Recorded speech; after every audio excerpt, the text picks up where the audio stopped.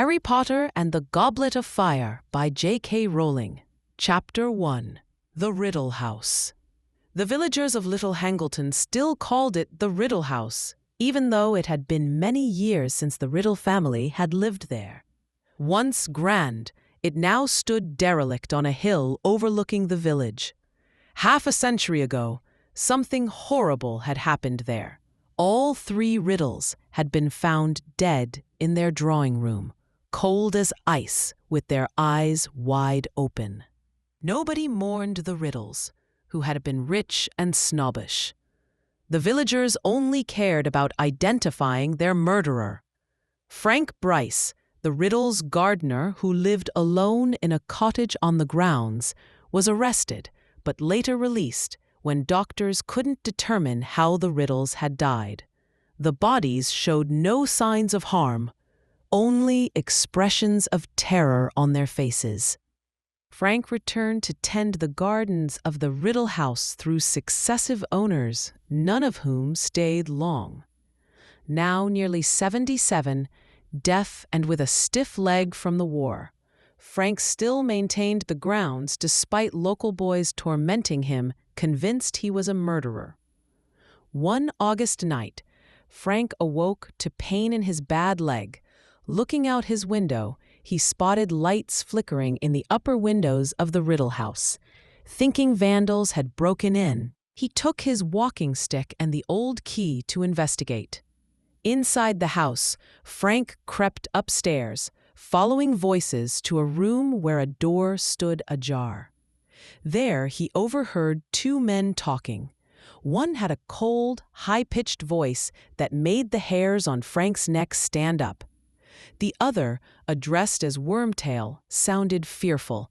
"Move me closer to the fire, Wormtail," commanded the cold voice.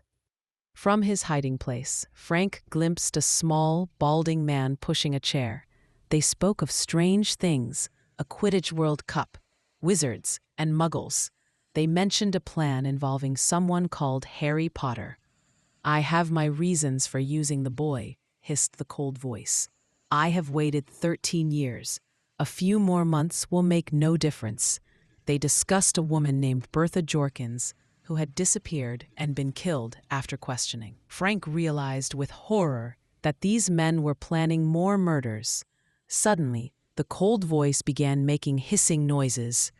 To Frank's terror, a gigantic snake slithered past him in the corridor and entered the room. Then the cold voice spoke English again. "Nagini has interesting news, Wormtail. According to Nagini, there is an old muggle standing right outside this room, listening to every word we say." The door flung open. Wormtail beckoned Frank inside, where he faced the armchair containing the speaker with the cold voice. "You heard everything, Muggle," said the cold voice. Frank stood defiantly. "I don't know what you mean by wizard, but I've heard enough to interest the police tonight." "You have no wife," said the cold voice quietly. "Nobody knows you are here. Do not lie to Lord Voldemort, for he knows, he always knows." "Lord, is it?" said Frank roughly. "Turn round and face me like a man." "But I am not a man, Muggle," the voice replied. "Wormtail, turn my chair around." Reluctantly, Wormtail turned the chair. When Frank saw what sat there, his walking stick clattered to the floor as he screamed. There was a flash of green light, a rushing sound, and Frank Bryce fell dead. 200 miles away, the boy called Harry Potter woke with a start. Chapter 2. The Scar. Harry lay flat on his back, breathing hard as though he had been running. The old scar on his forehead, shaped like a bolt of lightning, was burning beneath his fingers as though someone had pressed a white-hot wire to his skin. He sat up, fumbling for his glasses, and examined his reflection in the mirror. The skinny 14-year-old boy with bright green eyes and untidy black hair stared back at him, touching his painful scar. He tried to recall the vivid dream that had woken him. There had been a darkened room, a snake on a hearth rug, a small man called Wormtail, and that cold, high voice, Lord Voldemort's voice. Harry felt as though an ice cube had slipped down into his stomach at the thought. Voldemort and Wormtail had been talking about someone they'd killed, and plotting to kill someone else. Him. Harry glanced around his room, filled with evidence of his magical life. A cauldron, broomstick, black robes, and spellbooks. A moving Quidditch book lay open on the floor, showing orange-robed wizards zooming on broomsticks. But not even his favorite sport could distract him now. The thing bothering Harry was that the last time his scar had hurt, Voldemort had been nearby. But that seemed impossible here in Privet Drive. Harry listened to the silence, broken only by Dudley's tremendous snores from the next room. Asleep was how Harry liked the Dursleys best. His Uncle Vernon, Aunt Petunia, and Cousin Dudley, his only living relatives, were muggles who hated magic. They'd made Harry's life miserable, telling everyone he attended St. Brutus's secure center for incurably criminal boys rather than Hogwarts' school of witchcraft and wizardry. Confiding in them about his scar was unthinkable. It was because of Voldemort that Harry lived with the Dursleys at all. Voldemort, the most powerful dark wizard in a century, had killed Harry's parents when he was just 1 year old. When Voldemort had turned his wand on Harry, the curse that had disposed of countless witches and wizards had mysteriously rebounded.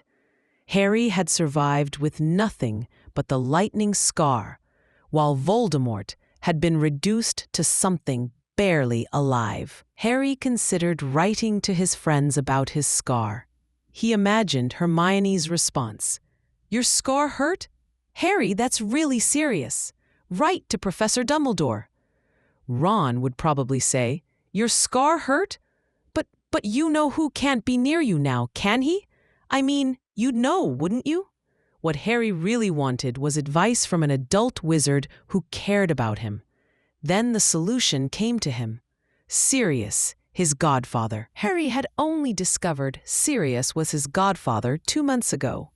Sirius had spent years in Azkaban, the wizard prison guarded by soul-sucking Dementors, wrongfully convicted of murders committed by Wormtail.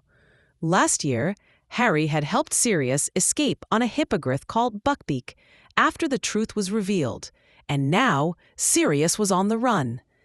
Though they couldn't live together, as Harry had briefly hoped, Sirius had been helpful. The Dursleys now allowed Harry to keep his school things in his room, terrified of his dangerous murderer godfather. Harry had conveniently forgotten to mention Sirius was innocent. Harry wrote a letter, carefully wording his concern. Harry had only discovered Sirius was his godfather 2 months ago. Sirius had spent years in Azkaban, the wizard prison guarded by soul-sucking Dementors, wrongfully convicted of murders committed by Wormtail. Last year, Harry had helped Sirius escape on a hippogriff called Buckbeak after the truth was revealed, and now Sirius was on the run. Though they couldn't live together as Harry had briefly hoped, Sirius had been helpful. The Dursleys now allowed Harry to keep his school things in his room, terrified of his dangerous murderer godfather. Harry had conveniently forgotten to mention Sirius was innocent. Harry wrote a letter, carefully wording his concern. "Dear Sirius, thanks for your last letter. That bird was enormous. It could hardly get through my window. Things are the same as usual here. Dudley's diet isn't going too well. I'm okay, mainly because the Dursleys are terrified you might turn up and turn them all into bats if I ask you to. A weird thing happened this morning, though. My scar hurt again. Last time that happened, it was because Voldemort was at Hogwarts. But I don't reckon he can be anywhere near me now. Can he? Do you know if curse scars sometimes hurt years afterward? Say hello to Buckbeak for me." Harry folded the parchment and set it aside for when Hedwig returned from hunting. Then he got up to dress before heading down to breakfast. Chapter 3: The Invitation. By the time Harry arrived in the kitchen, the three Dursleys were already seated around the table. None of them looked up as he entered. Aunt Petunia was cutting a grapefruit into quarters, her lips pursed over her horse-like teeth. Dudley looked furious and sulky, taking up an entire side of the square table by himself. When Aunt Petunia put a quarter of unsweetened grapefruit onto Dudley's plate with a tremulous, "There you are, Diddy darling," Dudley glowered at her. His life had taken an unpleasant turn since coming home with his end-of-year report, revealing his enormous size. The school nurse had seen what Aunt Petunia refused to see, that Dudley had reached roughly the size and weight of a young killer whale. After many tantrums, the new diet regime had begun. To make Dudley feel better, Aunt Petunia had insisted the whole family follow the diet too. She passed a grapefruit quarter to Harry, noticeably smaller than Dudley's. But Aunt Petunia didn't know what was hidden under the loose floorboard upstairs. Harry had sent Hedwig to his friends with pleas for help, and they had responded magnificently. Hermione had sent sugar-free snacks, and Mrs. Weasley had sent an enormous fruitcake and meat pies. Harry still had 2 birthday cakes left from gifts sent by Ron, Hermione, Hagrid, and Sirius. The doorbell rang. Uncle Vernon heaved himself out of his chair and set off down the hall. Harry heard talking at the door, and someone laughing. Uncle Vernon returned looking livid. "You," he barked at Harry, "in the living room, now." Once alone with Harry, Uncle Vernon brandished a piece of purple writing paper. "This just arrived. A letter about you." Uncle Vernon glared at Harry, then looked down at the letter and began to read aloud. "Dear Mr. and Mrs. Dursley, we have never been introduced, but I am sure you have heard a great deal from Harry about my son Ron. As Harry might have told you, the final of the Quidditch World Cup takes place this Monday night, and my husband, Arthur, has just managed to get prime tickets through his connections at the Department of Magical Games and Sports. I do hope you will allow us to take Harry to the match and to have him stay for the remainder of the summer holidays. It would be best for Harry to send us your answer as quickly as possible in the normal way, because the Muggle postman has never delivered to our house. Yours sincerely. P.S. I do hope we've put enough stamps on." Uncle Vernon finished reading and drew out the envelope, covered entirely in stamps except for a square inch for the address. "She did put enough stamps on, then," said Harry, trying to sound casual. The postman noticed. His uncle said through gritted teeth, "Very interested to know where this letter came from." Harry waited for Uncle Vernon to say something, but he merely continued to glare. Harry decided to break the silence. "So, can I go then?" he asked. A slight spasm crossed Uncle Vernon's large purple face as 2 fundamental instincts came into conflict. Making Harry unhappy versus getting rid of him for the rest of summer. "Who is this woman?" he said, staring at the signature with distaste. "You've seen her," said Harry. "She's my friend Ron's mother. Dumpy sort of woman? Load of children with red hair?" Uncle Vernon perused the letter again, muttering Quidditch under his breath. "It's a sport," Harry said shortly. "Played on broom." All right, Uncle Vernon interrupted loudly. "What does she mean, the normal way?" "Normal for us," said Harry. "You know, owl post." Uncle Vernon looked outraged. "How many times do I have to tell you not to mention that unnaturalness under my roof," he hissed. Harry wasn't going to stand for this. He took a deep breath and said, "Okay, I can't see the World Cup. Can I go now? Only I've got a letter to Sirius I want to finish. You know, my godfather." He had said the magic words. Uncle Vernon's face drained of color. You're writing to him, are you?" he said in a would-be calm voice. "Well, yeah," said Harry casually. "It's been a while since he heard from me. And you know, if he doesn't, he might start thinking something's wrong." Harry could see Uncle Vernon processing this. If he tried to stop Harry writing to Sirius, Sirius would think Harry was being mistreated.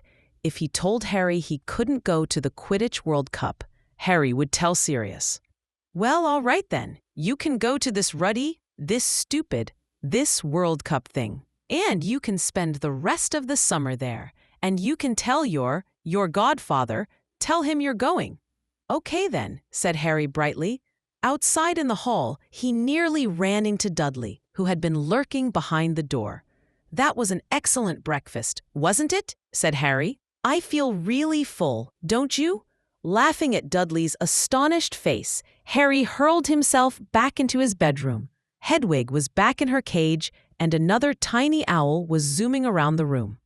It had dropped a letter at Harry's feet. Harry recognized Ron's handwriting and tore open the envelope. "Harry, Dad got the tickets. Ireland versus Bulgaria, Monday night. Mum's writing to the Muggles to ask you to stay. We're coming for you, whether the Muggles like it or not. You can't miss the World Cup. Only Mum and Dad reckon it's better if we pretend to ask their permission first. If they say yes, send Pig back with your answer pronto, and we'll come and get you at 5 o'clock on Sunday. If they say no, send Pig back pronto, and we'll come and get you at 5 o'clock on Sunday anyway."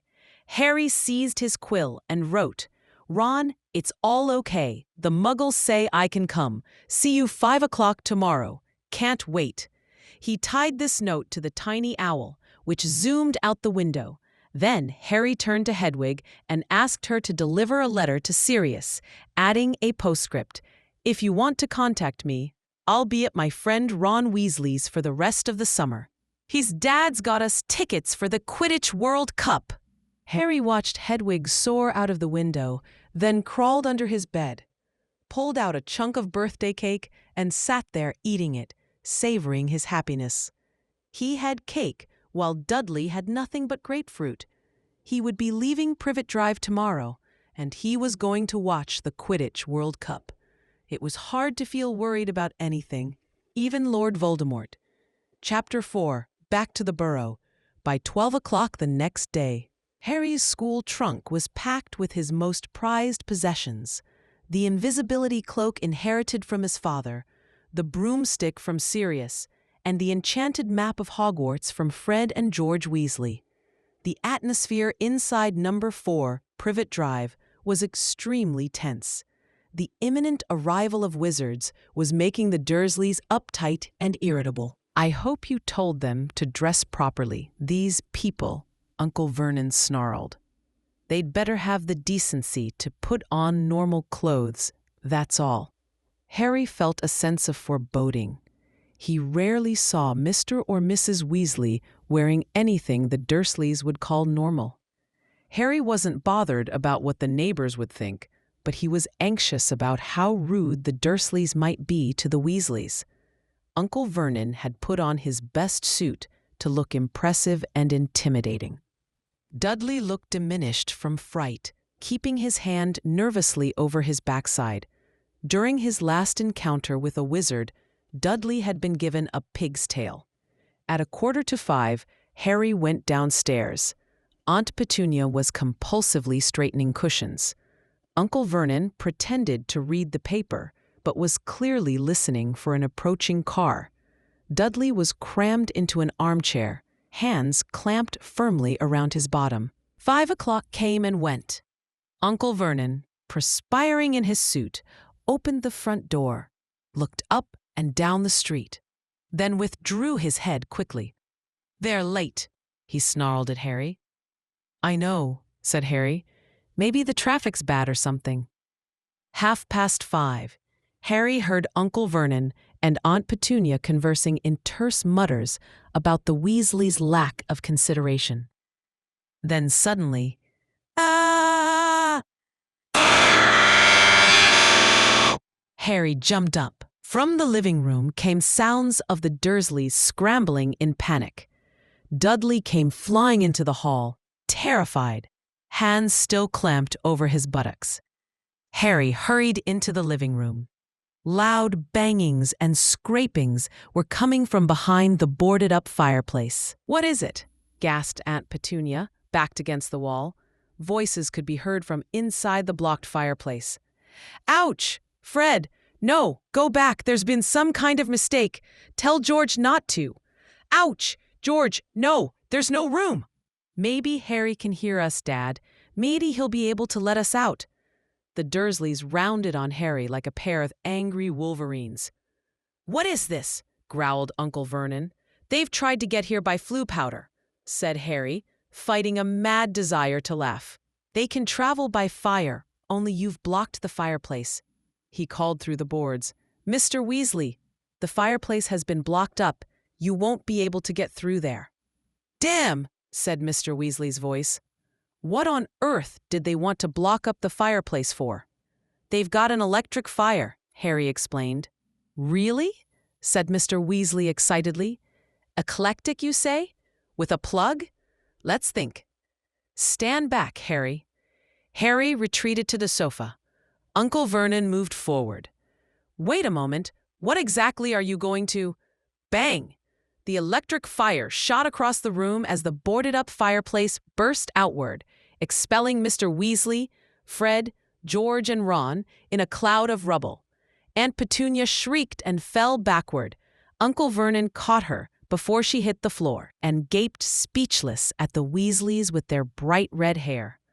"That's better," panted Mr. Weasley, brushing dust from his long green robes. "Ah, you must be Harry's aunt and uncle."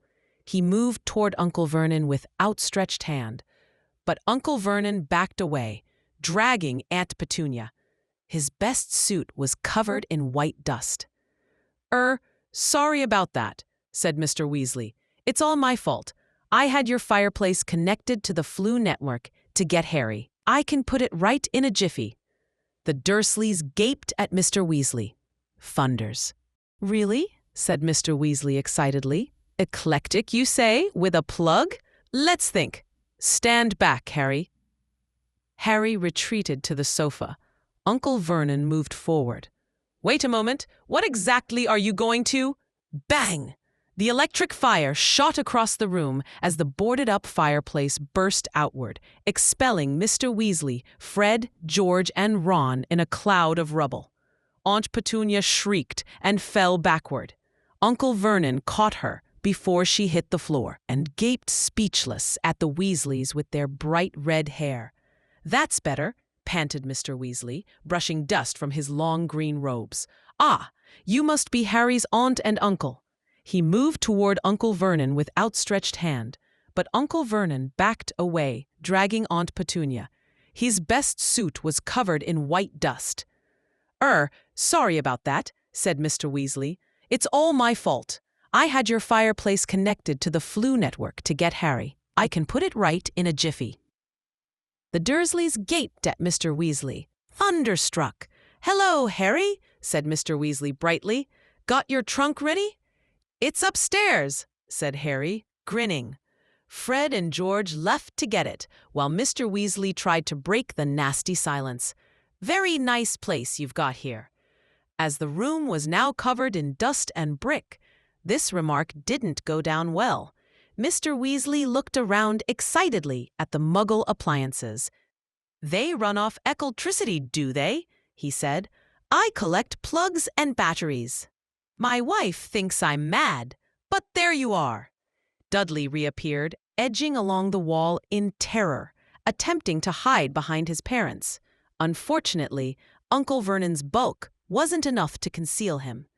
"Ah, this is your cousin, is it, Harry?" said Mr. Weasley. "Yup," said Harry. "That's Dudley." He and Ron exchanged glances. fighting the urge to laugh at Dudley, still clutching his bottom.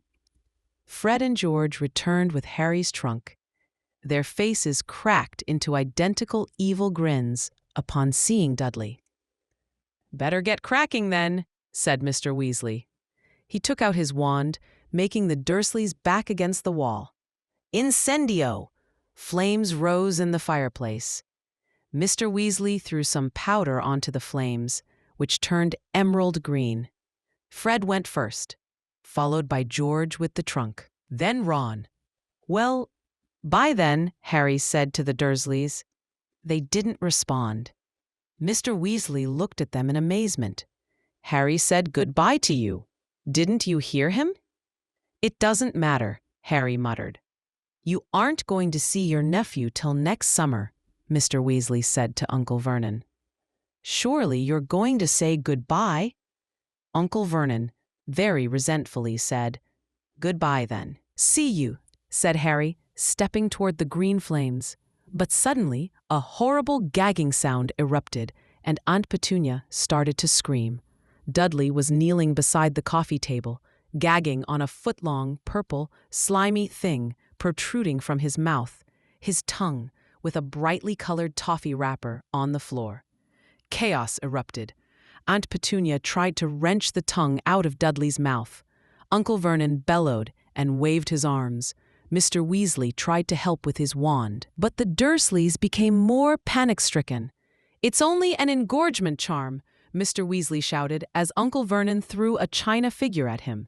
"Harry, go! Just go!" Mr. Weasley shouted. "I'll sort this out." Harry stepped into the fire. His last glimpse was of Mr. Weasley blasting a third ornament from Uncle Vernon's hand, Aunt Petunia screaming on top of Dudley, and Dudley's tongue lolling like a great slimy python. Then Harry began to spin, and the Dursleys' living room vanished in a rush of emerald green flames. Chapter 5: Weasley's Wizard Wheezes. Harry whirled through the Floo network, stumbling into the Weasley kitchen. Fred grinned, helping him up. "Did he eat it?" Fred asked eagerly. "Yeah, what was it?" said Harry. "Ton-tongue toffee," Fred said proudly. Laughter exploded in the kitchen. Harry met Bill and Charlie, Ron's dragon-taming and treasure-hunting older brothers. Suddenly, Mr. Weasley appeared furious. "That wasn't funny, Fred. You gave that poor Muggle boy a 4-foot-long tongue." Fred defended himself. "We didn't give it to him. He ate it." George added, "Because he's a bullying git." Harry nodded. "Yeah, he is, Mr. Weasley." Before more could be said, Mrs. Weasley entered, and Mr. Weasley went silent. Hermione appeared at the door, saving them. "Why don't you show Harry where he's sleeping?" she suggested. They escaped the kitchen, Ginny blushing when Harry smiled at her. As they climbed the stairs, Ron explained, Fred and George had invented a whole range of joke products called Weasley's Wizard Wheezes and planned to sell them. Their mother was furious, wanting them to get proper jobs, not open a joke shop. On the landing, Percy poked out his head, complaining about noise. He was working on a report about cauldron bottom thickness for the ministry. "That'll change the world," Ron muttered sarcastically as they moved on. Ron's room was crammed with beds for Harry, Ron, Fred, and George. His new tiny owl, Pigwidgeon, hooted madly in its cage. "Why Pig?" Harry asked. "Because he's stupid," Ron said. Ginny giggled. They talked about Harry's grim summer at the Dursleys, exchanged quick, guarded words about Sirius, and headed downstairs. In the kitchen, Mrs. Weasley was angrily cooking dinner, slamming pans and muttering about Fred and George's wasted potential. She waved her wand and accidentally turned it into a rubber mouse. Fuming, she sent Harry and Ron outside to help. In the garden, Crookshanks chased a gnome into a boot, and Bill and Charlie were dueling with enchanted tables, crashing them together mid-air. Percy shouted at them from the window to keep it down. By evening, they gathered under the darkening sky for a glorious outdoor feast. Harry savored the food, feeling at peace. Percy droned on about his boring ministry work, while Fred, George, Charlie, and Bill talked excitedly about the Quidditch World Cup. Mrs. Weasley scolded Bill about his long hair and dragon fang earring. Ginny defended him, saying he looked cool. Charlie predicted Ireland would win the cup, though Fred warned about Bulgaria's star player, Victor Krum. As the stars came out and the garden filled with laughter, Ron leaned in and asked quietly, "So, have you heard from Sirius lately?" "Yeah," Harry whispered back. "He's okay. I wrote to him yesterday." For a brief moment, Harry considered telling them about his scar hurting and his frightening dream, but chose to stay in the warmth of the evening instead. Mrs. Weasley clapped her hands. "Bed, all of you! Big day tomorrow!" Excitement bubbled in Harry's chest. The World Cup awaited. Chapter 6. The Portkey. Harry had barely closed his eyes in Ron's room when Mrs. Weasley gently shook him awake. "Time to go, Harry, dear," she whispered, moving to wake Ron.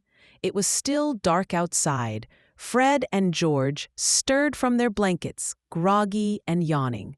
Downstairs, the kitchen was warm with the smell of porridge. Mr. Weasley sat at the table, examining parchment tickets, dressed in oversized jeans and a golf sweater. "Do I look like a muggle, Harry?" he asked, arms spread. "Yeah," Harry smiled. "Very good." Fred and George asked why Bill, Charlie, and Percy weren't up. "They're apparating," Mrs. Weasley explained as she served porridge. "They can have a lie-in." "Why can't we apparate too?" Fred grumbled. "Because you're underage and haven't passed the test," she said sharply. Mr. Weasley explained that failed apparition could cause people to splinch, leave bits of themselves behind. Hermione and Ginny arrived, rubbing their eyes. Ginny asked why they were up so early. "We've got a bit of a walk," Mr. Weasley said, "to the Portkey." A small crisis erupted when Mrs. Weasley discovered Fred and George trying to smuggle out their joke sweets, Tauntaun toffees. With a few summoning charms, she confiscated the lot. Fred protested. "We spent 6 months on those." The atmosphere was tense as they left. Mrs. Weasley kissed Mr. Weasley goodbye, still glaring at the twins. They set off across the yard into the chill morning, the moon still hanging pale overhead. As they walked, Mr. Weasley explained the logistical nightmare of getting 100,000 wizards to the Quidditch World Cup without Muggle interference. They had arranged for portkeys to transport groups in secrecy. They trudged through the village and up Stoats Head Hill, breathless from the climb. At the top, Mr. Weasley checked his watch. 10 minutes to go. Now we just need the portkey. After a short search, a voice called out, "Over here, Arthur! We've got it!" 2 figures stood silhouetted. Mr. Weasley introduced Amos Diggory and his son Cedric, a handsome Hufflepuff student Harry knew from school. Amos was proudly holding a battered old boot. "Harry Potter?" Amos asked, recognizing him with awe. Cedric looked embarrassed. "He fell off his broom, Dad," Cedric muttered. "It was an accident." "Still didn't fall off, did you?" Amos chuckled, slapping Cedric's back. "Mr. Weasley checked his watch again. "Time. Everyone touch the portkey. A finger'll do." They crowded around the old boot. A cold breeze swept over the hilltop. Harry felt the odd sensation of being yanked forward by a hook behind his navel. Wind roared past. Then, his feet hit solid ground. He fell, tangled with Ron, as the portkey landed beside him with a thud. Around them, The others stirred from their landing.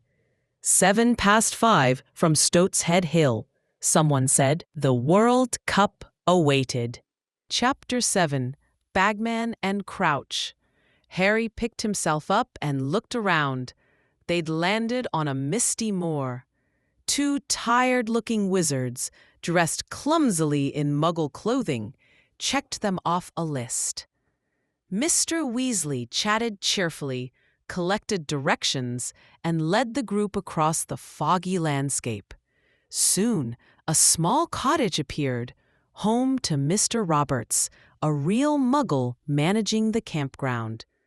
Mr. Weasley struggled to pay with Muggle money, prompting suspicion. A nearby ministry wizard quickly performed a memory charm on Mr. Roberts to keep him happy.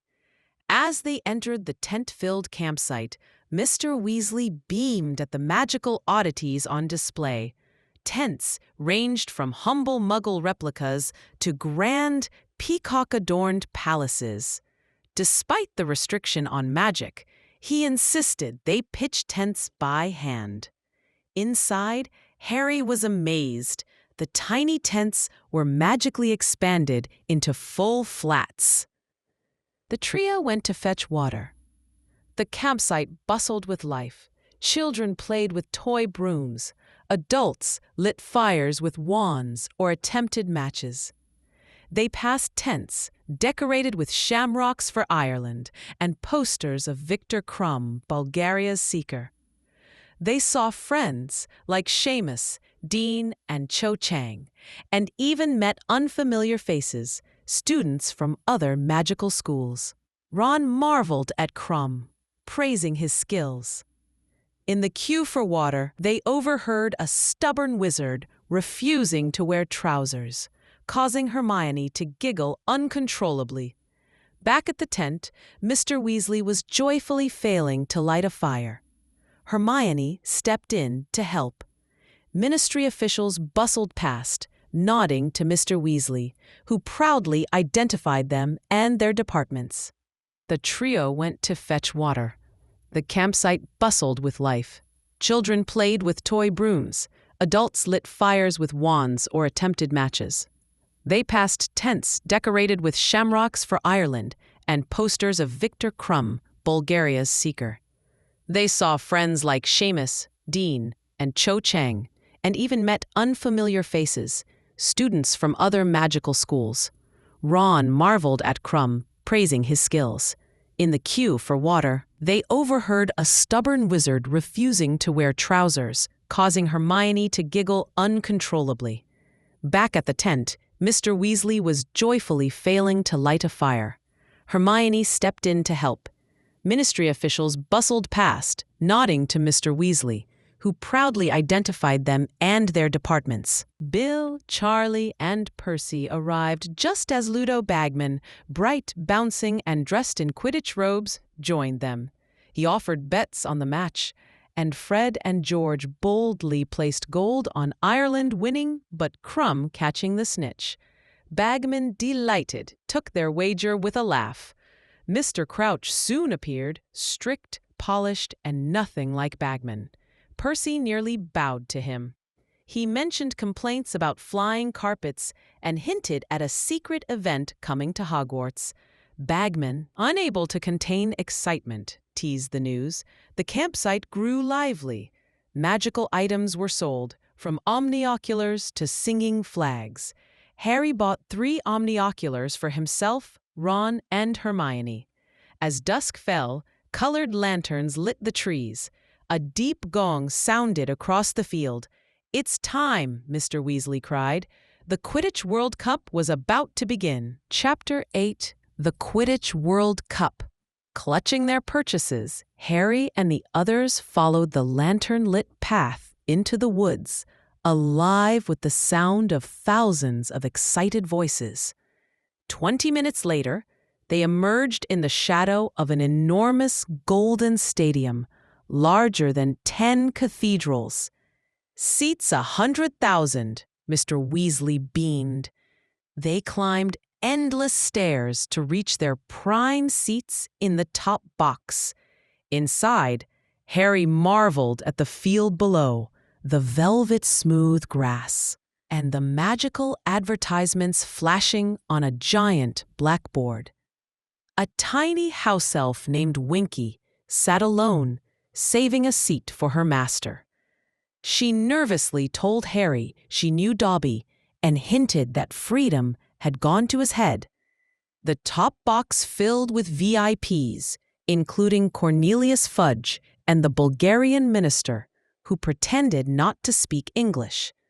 Then Lucius Malfoy and his family arrived, bringing a tense silence between him and Mr. Weasley. Ludo Bagman's magically amplified voice welcomed the crowd. First came the Bulgarian mascots, Vila, stunning, enchanting women who danced so hypnotically that Harry nearly threw himself off the box. Hermione snapped him out of it. Then the Irish mascots arrived, leprechauns who rained gold and formed glowing shamrocks in the sky. The match began. Players zoomed out in blurs of green and red. Victor Crumb flew with unmatched precision. The Irish chasers dominated early. Working in seamless harmony, Harry used his omnioculars to analyze moves like the Hawk's Head attacking formation and Wronski feint. As the match grew rougher, tempers flared. The Vila and leprechauns began bickering, throwing fire and insults. The referee briefly fell under the Vila's spell and had to be kicked back to his senses. Penalties mounted on both sides. Ludo Bagman's magically amplified voice welcomed the crowd. First came the Bulgarian mascots, Vila, stunning, enchanting women who danced so hypnotically that Harry nearly threw himself off the box. Hermione snapped him out of it. Then the Irish mascots arrived, leprechauns who rained gold and formed glowing shamrocks in the sky. The match began. Players zoomed out in blurs of green and red. Victor Krum flew with unmatched precision. The Irish tracers dominated early, working in seamless harmony. Harry used his omnioculars to analyze moves like the Hawk's Head attacking formation and Wronski feint. As the match grew rougher, tempers flared. The Vila and leprechauns began bickering, throwing fire and insults. The referee briefly fell under the Vila's spell and had to be kicked back to his senses. Penalties mounted on both sides. Crumb's strategic dive injured Ireland's seeker, Lynch, but it was only a feint. Eventually, Crumb, bleeding from a bludger to the face, caught the snitch, ending the game. Though Ireland still won by 10 points, the stadium exploded in celebration. Lynch was dazed but happy, Crumb stoic and battered. The Irish took a victory lap, leprechauns swirling above them. In the top box, the Golden World Cup trophy was awarded, and Ludo Bagman, hoarse from commentating, grinned at Fred and George, who had come to collect their winnings. Chapter 9: The Dark Mark. After the Quidditch World Cup, the Weasleys, Harry, and Hermione returned to their tents, buzzing with excitement from the match. They debated plays over mugs of cocoa, laughter echoing in the night. Eventually, the camp quieted as they drifted off to sleep. Harry dreamed of flying like Crumb, soaring through cheers and wind. A scream shattered the stillness. Mr. Weasley burst into the tent. "Get up! Get out of the tent! Now!"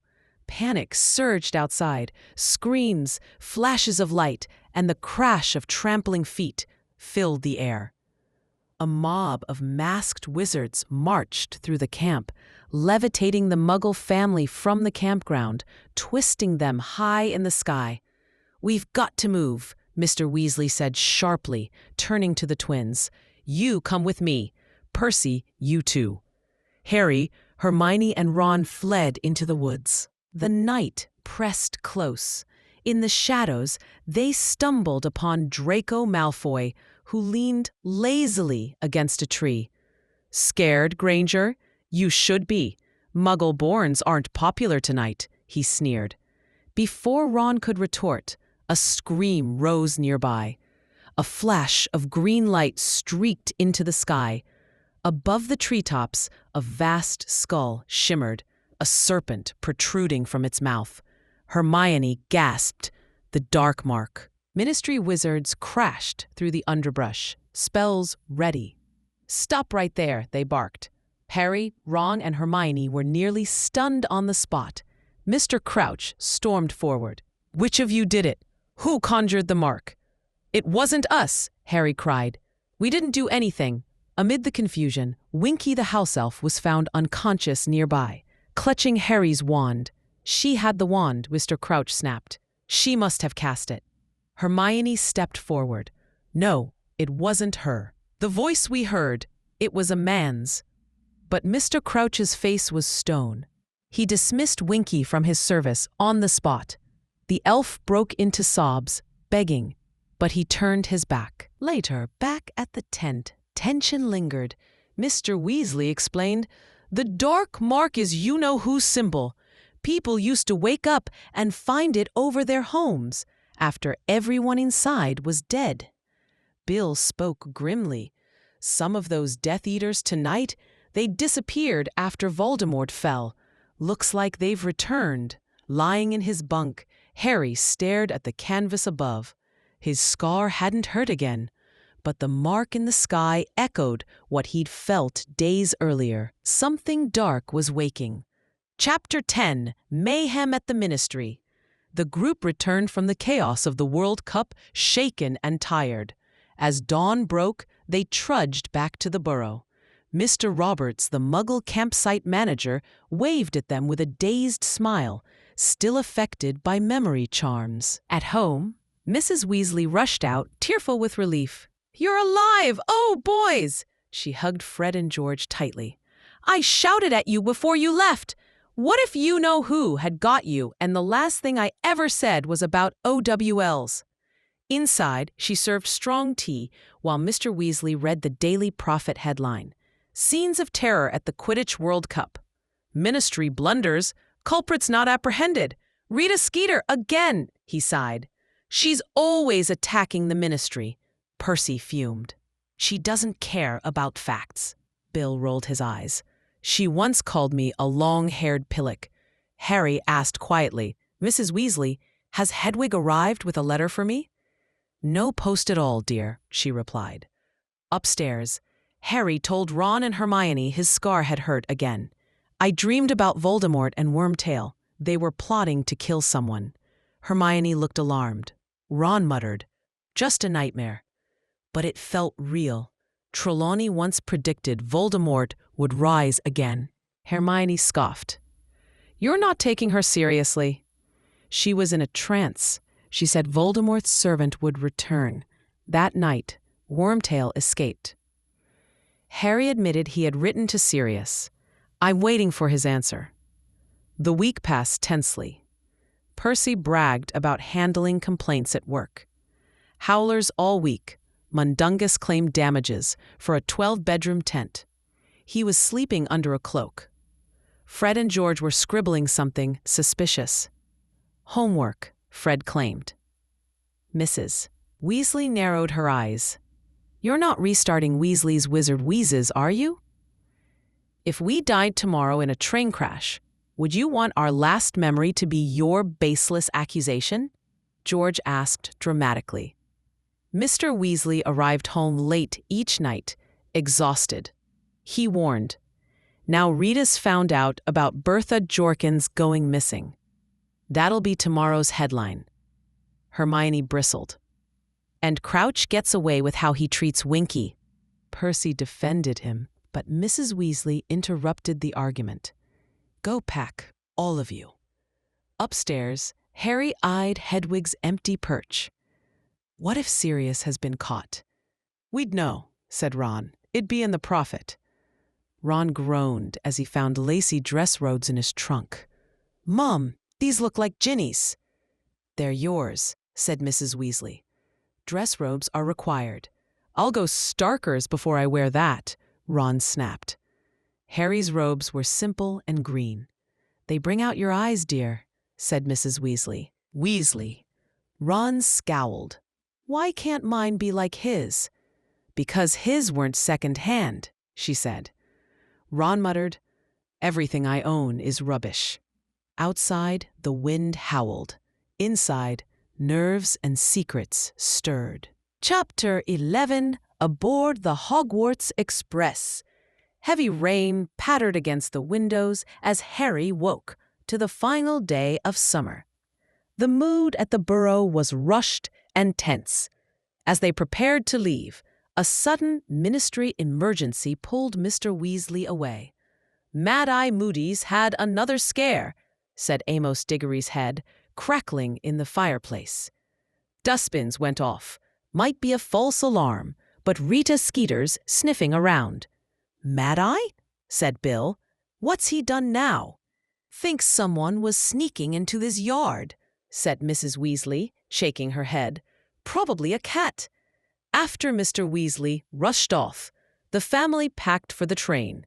3 Muggle taxis brought them to King's Cross, chaos trailing behind with Crookshanks, scratching drivers, and filibuster fireworks popping in trunks. At the station, they slipped through the barrier to platform 9 3/4. The Scarlet Hogwarts Express waited, steaming. The air buzzed with goodbyes and chatter. Charlie grinned. "You'll be seeing me soon. Big things coming at Hogwarts."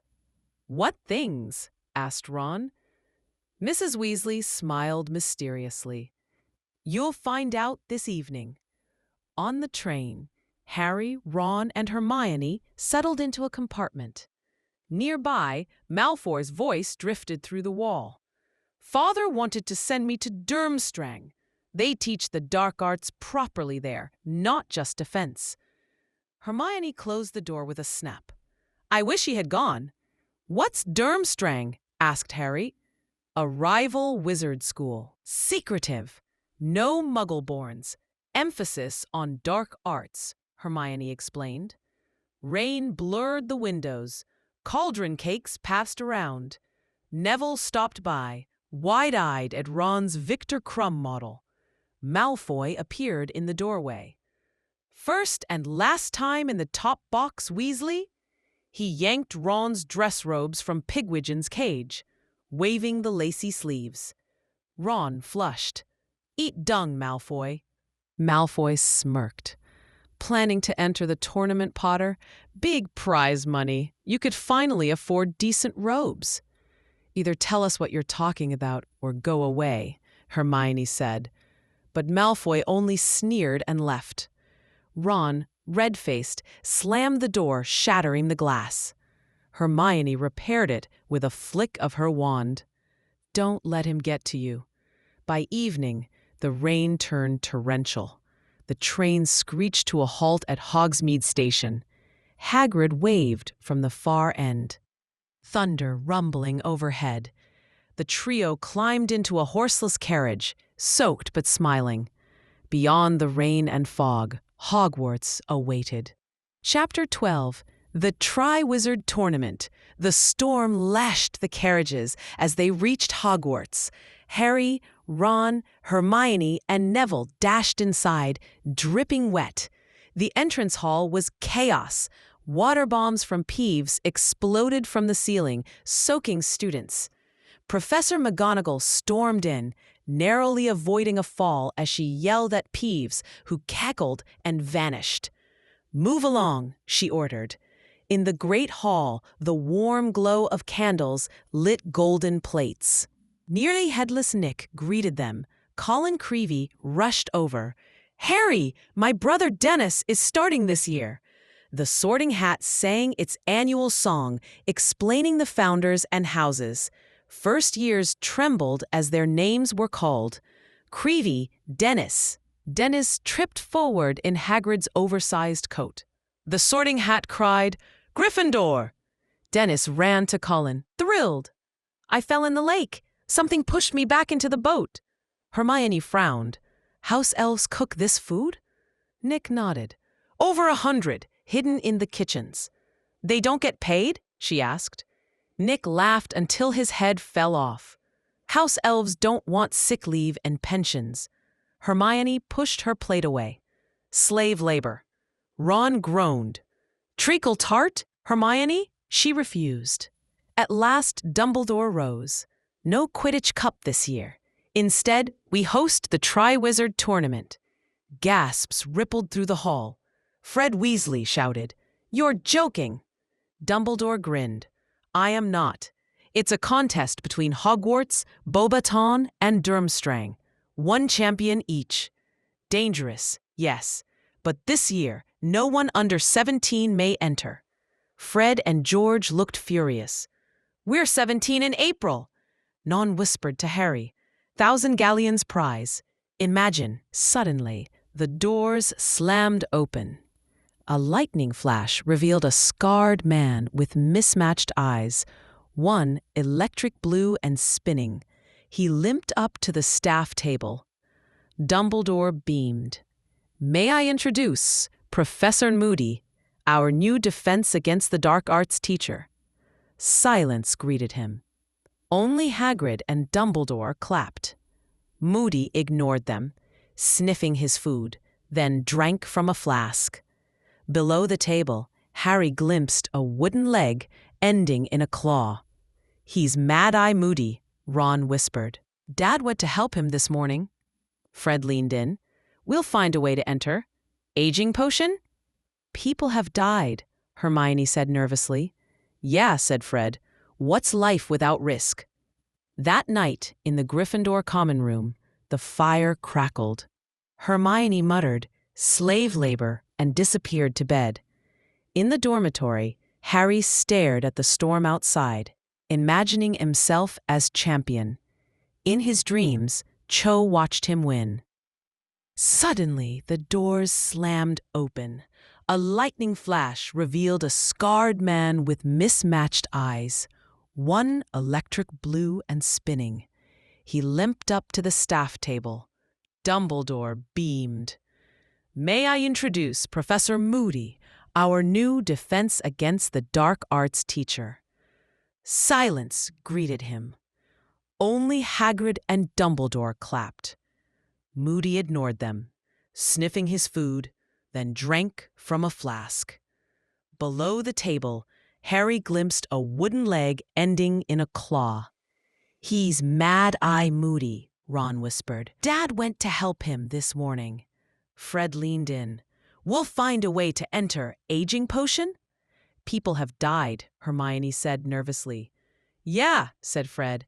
"What's life without risk?" That night in the Gryffindor common room, the fire crackled. Hermione muttered, "Slave labor," and disappeared to bed. In the dormitory, Harry stared at the storm outside, imagining himself as champion. In his dreams, Cho watched him win. Chapter 13. Mad-Eye Moody. The storm had passed, but the sky remained gray. At breakfast, Harry, Ron, and Hermione studied their class schedules.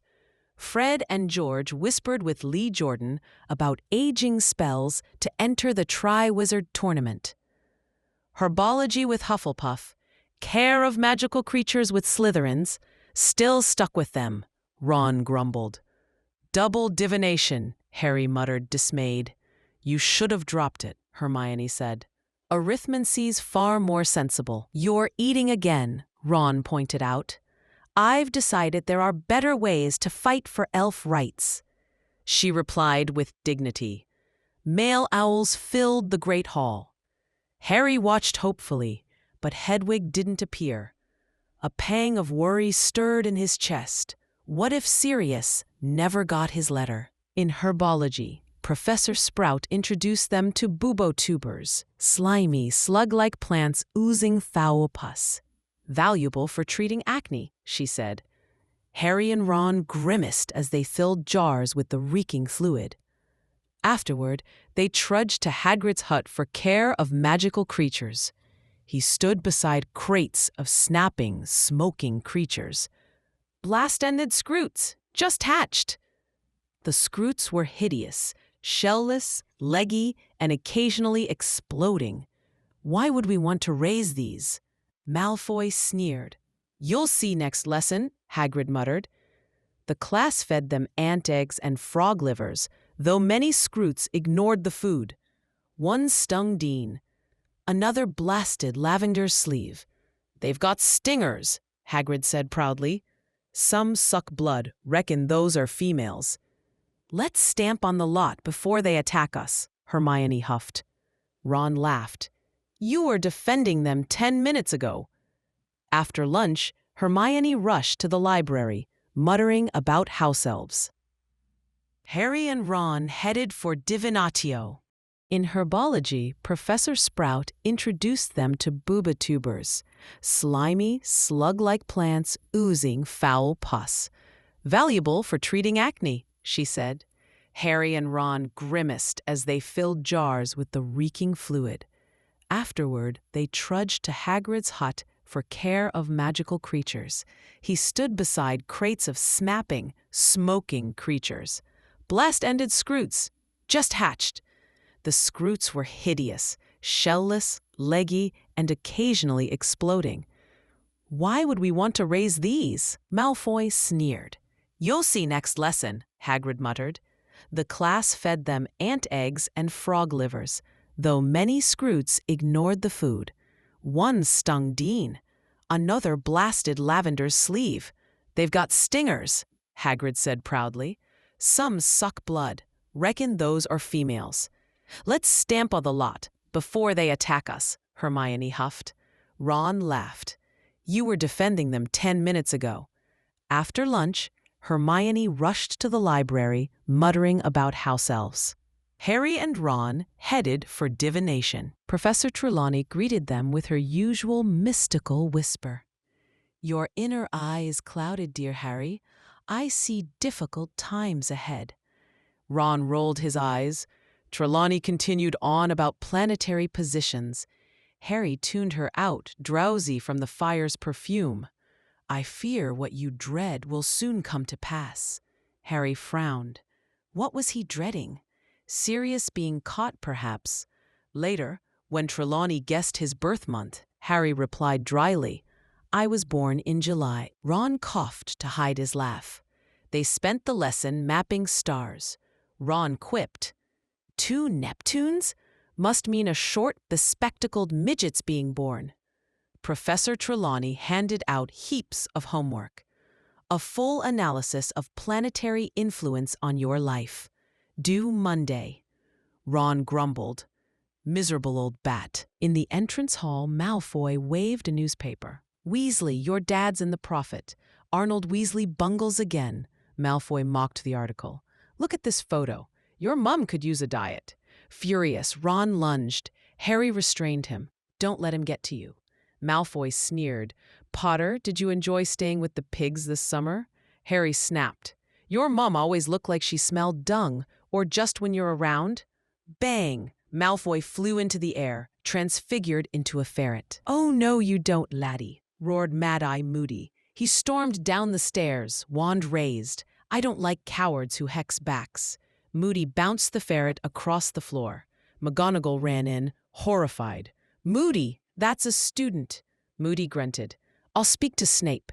Malfoy reappeared, humiliated. My father. Tell him Moody's watching, the professor growled. Back at the table, Ron closed his eyes in bliss. Draco Malfoy, the amazing bouncing ferret. Hermione scolded them. Moody could have hurt him. Best moment of my life, Ron replied. Fred and George joined them, beaming. Moody's amazing, said Fred. He's seen real dark arts. We've got him Thursday, Ron sighed.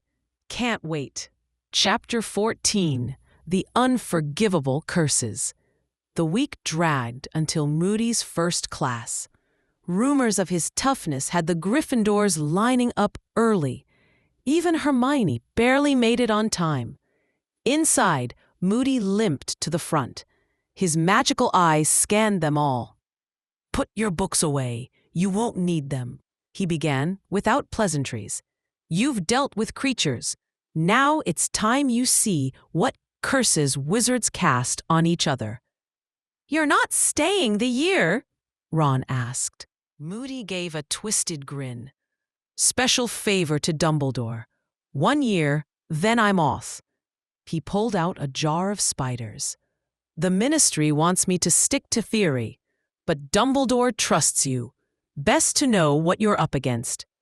First, he demonstrated the Imperious Curse. The spider danced and flipped, completely under Moody's control. Total control, he said darkly.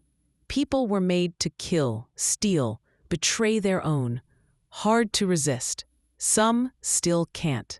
Next was the Cruciatus Curse. The spider grew, then writhed in silent agony under Moody's wand. "Stop it!" Hermione cried. But it was Neville who shook. His hands were clenched, face pale. Moody noticed. Finally, the killing curse. Avada Kedavra.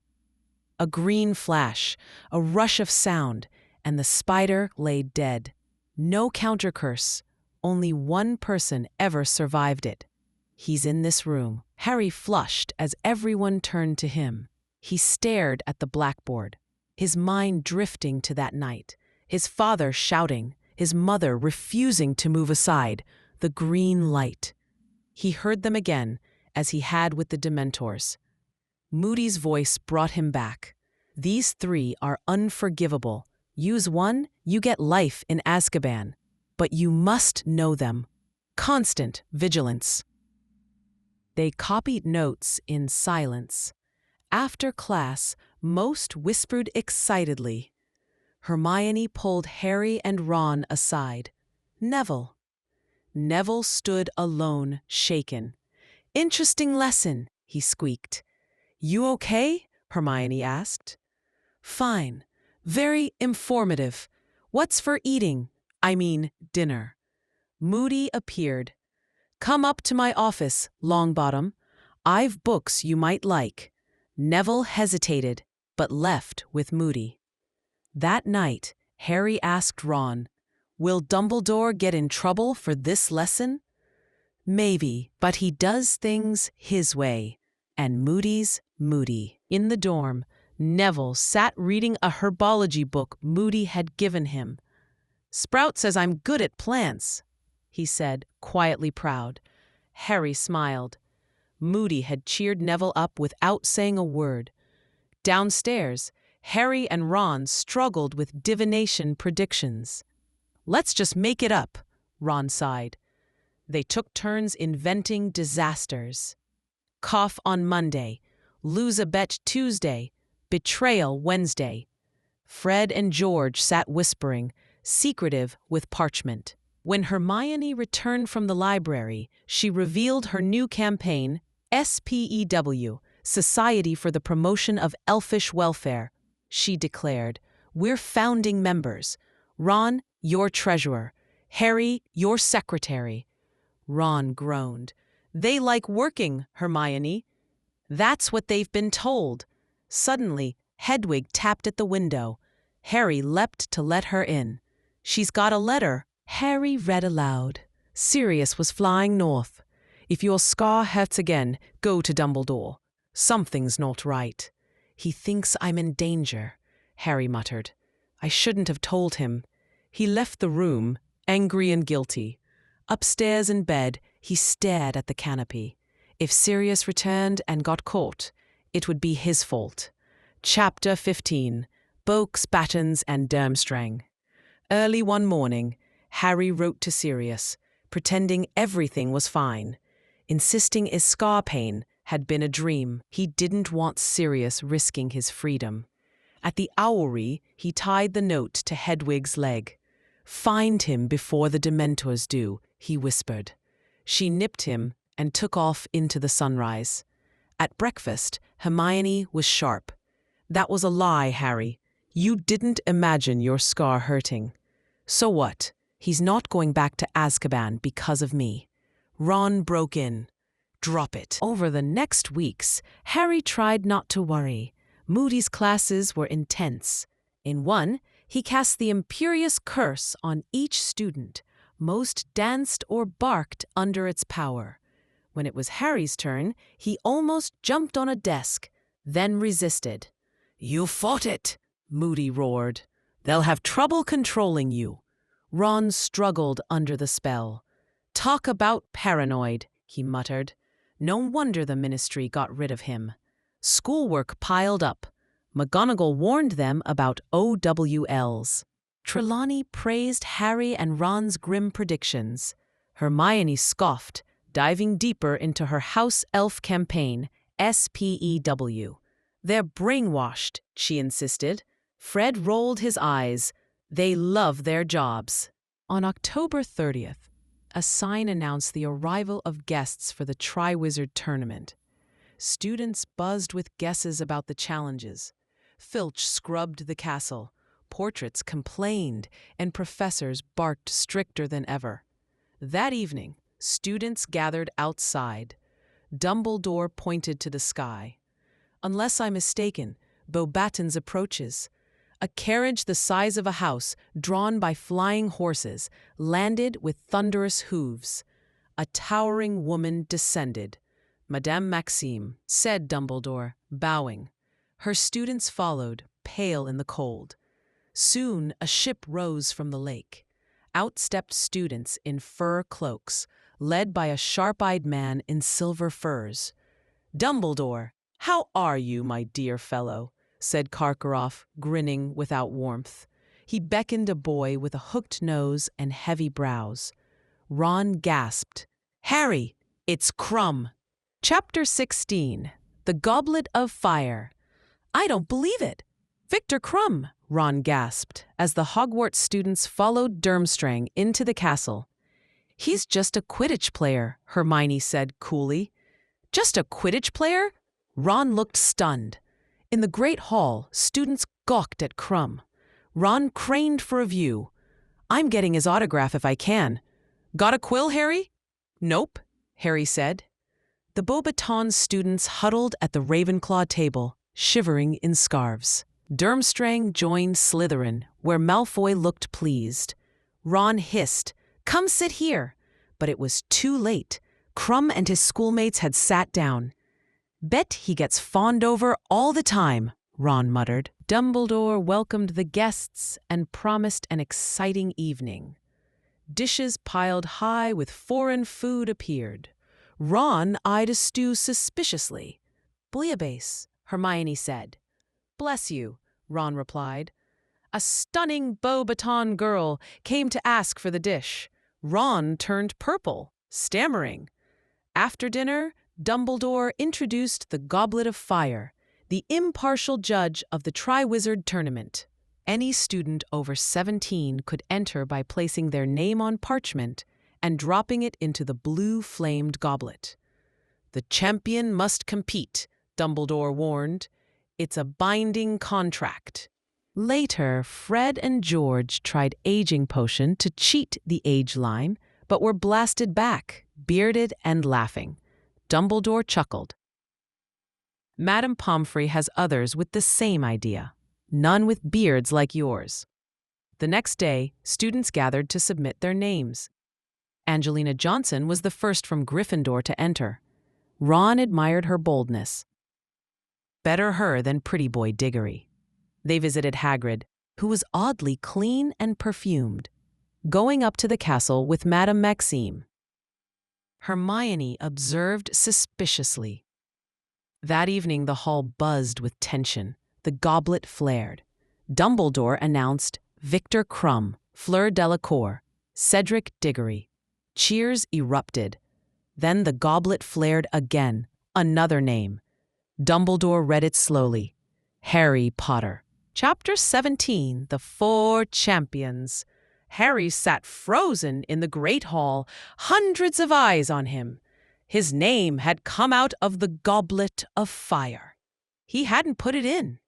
"I didn't do it," he whispered to Ron and Hermione. Dumbledore called him again. Slowly, Harry walked between the tables, every step heavy, every gaze burning. Inside a small room, Krum, Fleur, and Cedric stood around a fire. They turned when Harry entered. Fleur raised an eyebrow. Do they want us back in the hall? Before Harry could answer, Ludo Bagman burst in, beaming. May I introduce the fourth Triwizard champion? Fleur laughed. A joke? Not at all. His name came out of the goblet, Bagman insisted. Madame Maxime and Karkaroff arrived, outraged. E is too young. This is impossible, Maxime protested. Snape chimed in, blaming Harry. He's always breaking rules. Dumbledore faced Harry. Did you put your name in the goblet of fire? No, Harry said firmly. Karkaroff demanded new entries. Moody entered, gravelly voice cutting through. Someone wanted Potter in the tournament. Maybe dead. What are you saying? Karkaroff snapped. Moody's magical eye twitched. A powerful confundus charm. A fourth school. They wanted him to compete. Tension crackled. Dumbledore ended the argument.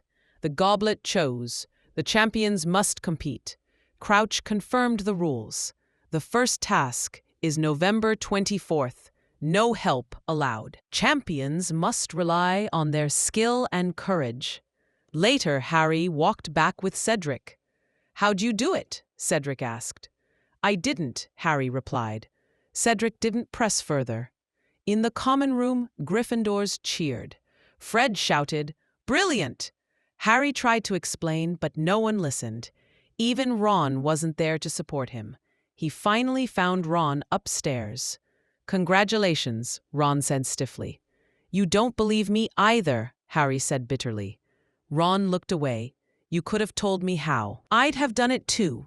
I didn't put my name in. Ron's silence said otherwise. Harry stared at his friend's closed bed curtains. He felt the weight of isolation settle on his shoulders. Chapter 18. The Weighing of the Wands. Harry woke Sunday feeling the weight of yesterday. Ron was already gone. Downstairs, cheers met him, but he slipped out and found Hermione. I brought you toast, she said, holding a napkin. Want to walk? They strolled by the lake. Hermione listened carefully as Harry told her everything. Of course I knew you didn't enter yourself, she said firmly. But who did? Have you seen Ron? Harry asked. Hermione hesitated. He's jealous, Harry. Jealous? Of what? Of nearly dying in front of the whole school? He's always pushed aside. You get the fame, even if you don't want it. Tell him he can have it. You should talk to him yourself, Harry grumbled. Hermione insisted, we need to write to Sirius. Harry reluctantly agreed. In the owlry, he wrote the letter.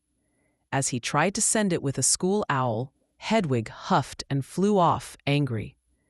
Back in class, students weren't supportive. Hufflepuffs were cold.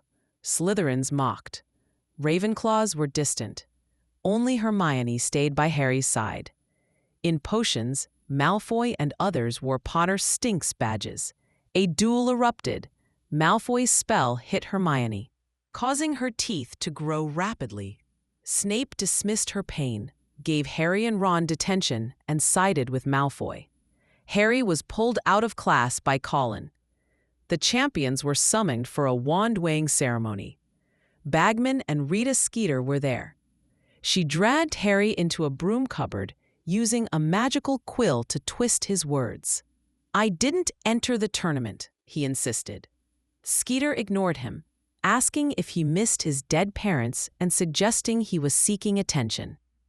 Dumbledore appeared. Weighing of the Wands is about to begin. We can't proceed with a champion hidden in a cupboard. Harry rejoined the others. Mr. Ollivander examined each wand carefully. Fleur's wand had a Vila hair. Cedric's unicorn hair wand shone with silver smoke. Crumb's wand burst birds into the air. Finally, Harry's wand, Phoenix Feather, Holly, performed perfectly. Afterwards, photos were taken. Harry endured Rita pushing him into the spotlight. Back in Gryffindor Tower, Ron handed him an owl. "Snape's detention tomorrow," he said curtly. The letter was from Sirius. He warned Harry someone dangerous was behind this and asked to speak face-to-face on the 22nd. "Be on the watch," Sirius wrote. "Someone is trying to hurt you." Chapter 19: The Hungarian Horntail. Overwhelmed and isolated, Harry counted the days to speak with Sirius. Though terrified of the first task, he hoped a familiar face might calm his nerves. Hermione helped him plan how to clear the common room for their secret meeting. Meanwhile, Skeeter's article hit the Daily Prophet, a wildly distorted profile of Harry, full of false quotes and romantic gossip about Hermione. Students mocked him. Cho Chang tried to offer sympathy, but Harry, flustered, barely replied. Hermione stood tall despite the rumors. "Ignore them, Harry. It'll pass." But the pressure mounted. Ron still refused to speak to him, and practicing summoning charms with Hermione in the library became Harry's only distraction. Even Crumb's presence there irked Hermione, more for the giggling girls spying on him. On a weekend Hogsmeade visit, Harry wore his invisibility cloak to avoid attention. He and Hermione ducked Rita Skeeter and her photographer, then slipped into the Three Broomsticks. Hermione grumbled, "You know I look mad talking to myself." "I warned you," Harry chuckled, sipping his butterbeer. Just then, Moody and Hagrid appeared. Moody, with his magical eye, spotted Harry under the cloak and whispered, "Nice cloak, Potter." Hagrid invited Harry to meet him at midnight. Curious, Harry agreed. That night, under his cloak, Harry followed Hagrid through the grounds. To his surprise, Madame Maxime joined them. They reached a hidden enclosure. Dragons. 4 enormous, fire-breathing dragons, tethered and roaring. Charlie Weasley was among the handlers. He warned, "They're nesting mothers, extra fierce. Hope Harry doesn't get the horntail." Horrified, Harry slipped away. On his return, he bumped into Karkaroff, who seemed to be sneaking toward the dragons. On a weekend Hogsmeade visit, Harry wore his invisibility cloak to avoid attention. He and Hermione ducked Rita Skeeter and her photographer, then slipped into the Three Broomsticks. Hermione grumbled, "You know I look mad talking to myself." "I warned you," Harry chuckled, sipping his butterbeer. Just then, Moody and Hagrid appeared. Moody, with his magical eye, spotted Harry under the cloak and whispered, "Nice cloak, Potter." Hagrid invited Harry to meet him at midnight. Curious, Harry agreed. That night, under his cloak, Harry followed Hagrid through the grounds. To his surprise, Madame Maxime joined them. They reached a hidden enclosure. Dragons. 4 enormous, fire-breathing dragons, tethered and roaring. Charlie Weasley was among the handlers. He warned, "They're nesting mothers, extra fierce. Hope Harry doesn't get the horntail." Horrified, Harry slipped away. On his return, he bumped into Karkaroff, who seemed to be sneaking toward the dragons. Back in Gryffindor Tower, Harry waited by the fire. At last, Sirius appeared in the flames. Harry vented everything: Rita's lies, Ron's silence, the dragons. Sirius was calm but grave. Karkaroff was a Death Eater, and Bertha Jorkins vanished in Albania. Voldemort was rumored to be there. Something's not right. They were interrupted by footsteps. Ron. Sirius vanished. Ron glared. "Who were you talking to? Practicing for your next interview?" Harry snapped. "Here, have a badge. Maybe you'll get a scar too." Ron said nothing, and Harry stormed upstairs, more alone than ever. Chapter 20: The First Task. Harry couldn't eat. The first task loomed, and his nerves consumed him. After warning Cedric about the dragons, Harry was caught by Moody, who surprisingly praised him. "That was a decent thing, Potter." Moody didn't punish Harry. Instead, he hinted, "Play to your strengths. Use a simple spell to get what you need. It clicked. He'd summon his firebolt and fly.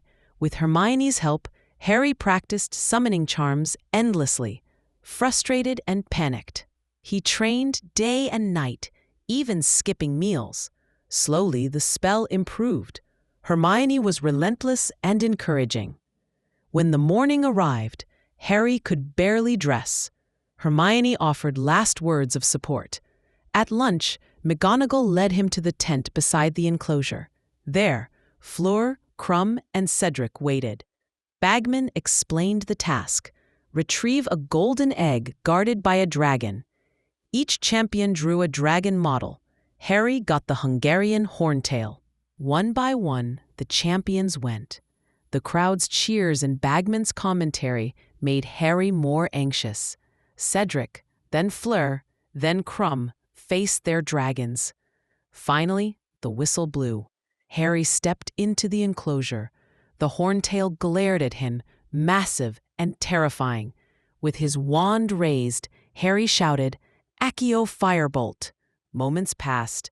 Then, with a rush of air, the broom appeared. Harry mounted it and soared above the dragon. Fear left him. This was like Quidditch. He teased the dragon into rising from her eggs. When she finally took flight, he dived and grabbed the golden egg. The crowd erupted. He'd done it. He'd survived. In the medical tent, Hermione and Ron burst in. Ron looked stunned. "Whoever put your name in that goblet, they want you dead." "Got on, have you?" Harry snapped. But Ron apologized, and Harry forgave him. Hermione cried with relief.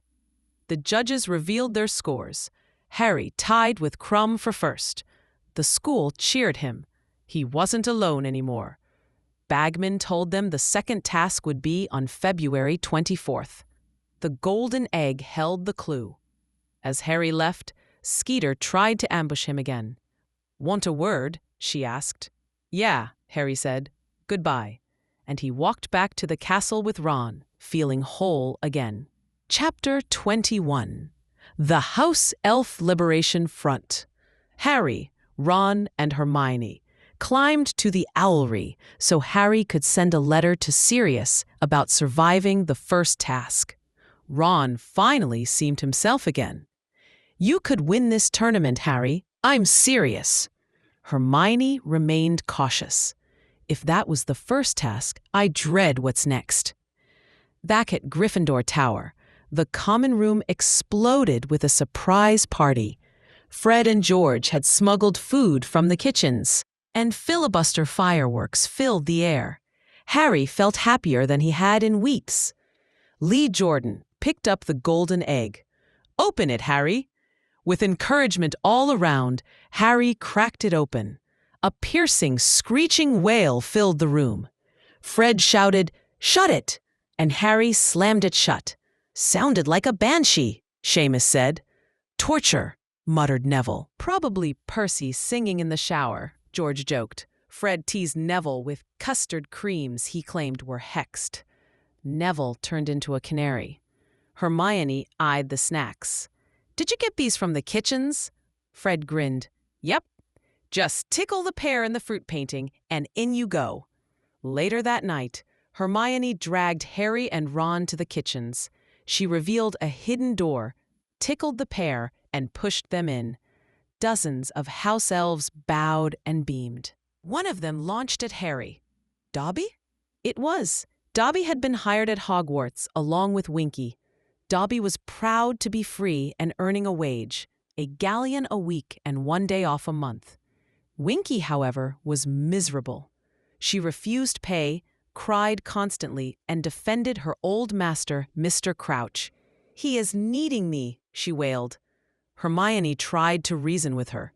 "You deserve better." Winky covered her ears. "Don't insult my master." Dobby told Harry that most elves didn't want freedom or clothes, but he loved it. "I even get to say the Malfoys were bad, dark wizards." He promptly banged his head on a table for the offense. Hermione beamed. "Dobby's an example. The others will see and follow." Back in the hallway, Ron said, "I always thought Fred and George were clever, sneaking food. Turns out the elves are happy to give it away." Harry grinned. "Just don't look too closely at Winky." Chapter 22. The Unexpected Task. Professor McGonagall startled the class with news. The Yule Ball was approaching. "Champions and their partners will open the dance," she said, fixing Harry with a stern look. "Potter, that includes you. Get a partner." Harry panicked. Dancing? Publicly? He'd rather face another horntail. As Christmas neared, Hogwarts buzzed with talk of dress robes, music, and dates. Girls whispered and giggled in packs. Boys looked nervously for someone to ask. Ron advised, "You're a champion, they'll queue up for you." To Harry's shock, several girls did ask him, but he turned them down instinctively, hoping to ask Cho Chang. Gathering his courage, he cornered her after class. "Do you want to go to the ball with me?" Cho flushed. "Sorry, Harry, I'm going with Cedric." Cedric. The disappointment hit Harry like a bludger. Hollow, he wandered back to the common room. There he found Ron pale and stunned. "I asked Fleur Delacour. I don't know what made me do it. She looked at me like I was a sea slug." Hermione arrived, and Ginny broke the news. Neville had asked Hermione. "She told him she was going with someone else," Ginny said. Ron snorted. "As if." Hermione bristled. "Just because it took you 3 years to notice I'm a girl doesn't mean no one else has." "Who is it then?" Ron asked. "None of your business," Ginny added, blushing. "Neville asked me after Hermione said no. I said yes." Frustrated, Ron turned to Harry. "Let's just ask someone, anyone." Harry walked over to Parvati Patil. "Will you go to the ball with me?" She giggled. "All right. What about Ron? Maybe Padma, my sister. I'll ask her." Harry returned to Ron, muttering, "This ball's more trouble than it's worth." Chapter 23. The Yule Ball. Though homework loomed, Harry spent the holidays soaking in the excitement of the Yule Ball. Gryffindor Tower buzzed with mischief. Fred and George's canary creams had people molting feathers mid-bite, and the snow outside piled thick over Hogwarts. "Who is it then?" Ron asked. "None of your business," Ginny added, blushing. "Neville asked me after Hermione said no. I said yes." Frustrated, Ron turned to Harry. "Let's just ask someone, anyone." Harry walked over to Parvati Patil. "Will you go to the ball with me?" She giggled. "All right. What about Ron?" "Maybe Padma, my sister. I'll ask her." Harry returned to Ron, muttering, "This ball's more trouble than it's worth." Chapter 23. The Yule Ball. Though homework loomed, Harry spent the holidays soaking in the excitement of the Yule Ball. Gryffindor Tower buzzed with mischief. Fred and George's canary creams had people molting feathers mid-bite, and the snow outside piled thick over Hogwarts. Ron pestered Hermione about her mysterious date. "I'm not telling," she replied with a smirk. Even Malfoy chimed in cruelly, but Hermione shut him down with a pretend wave to Moody, making Malfoy jump.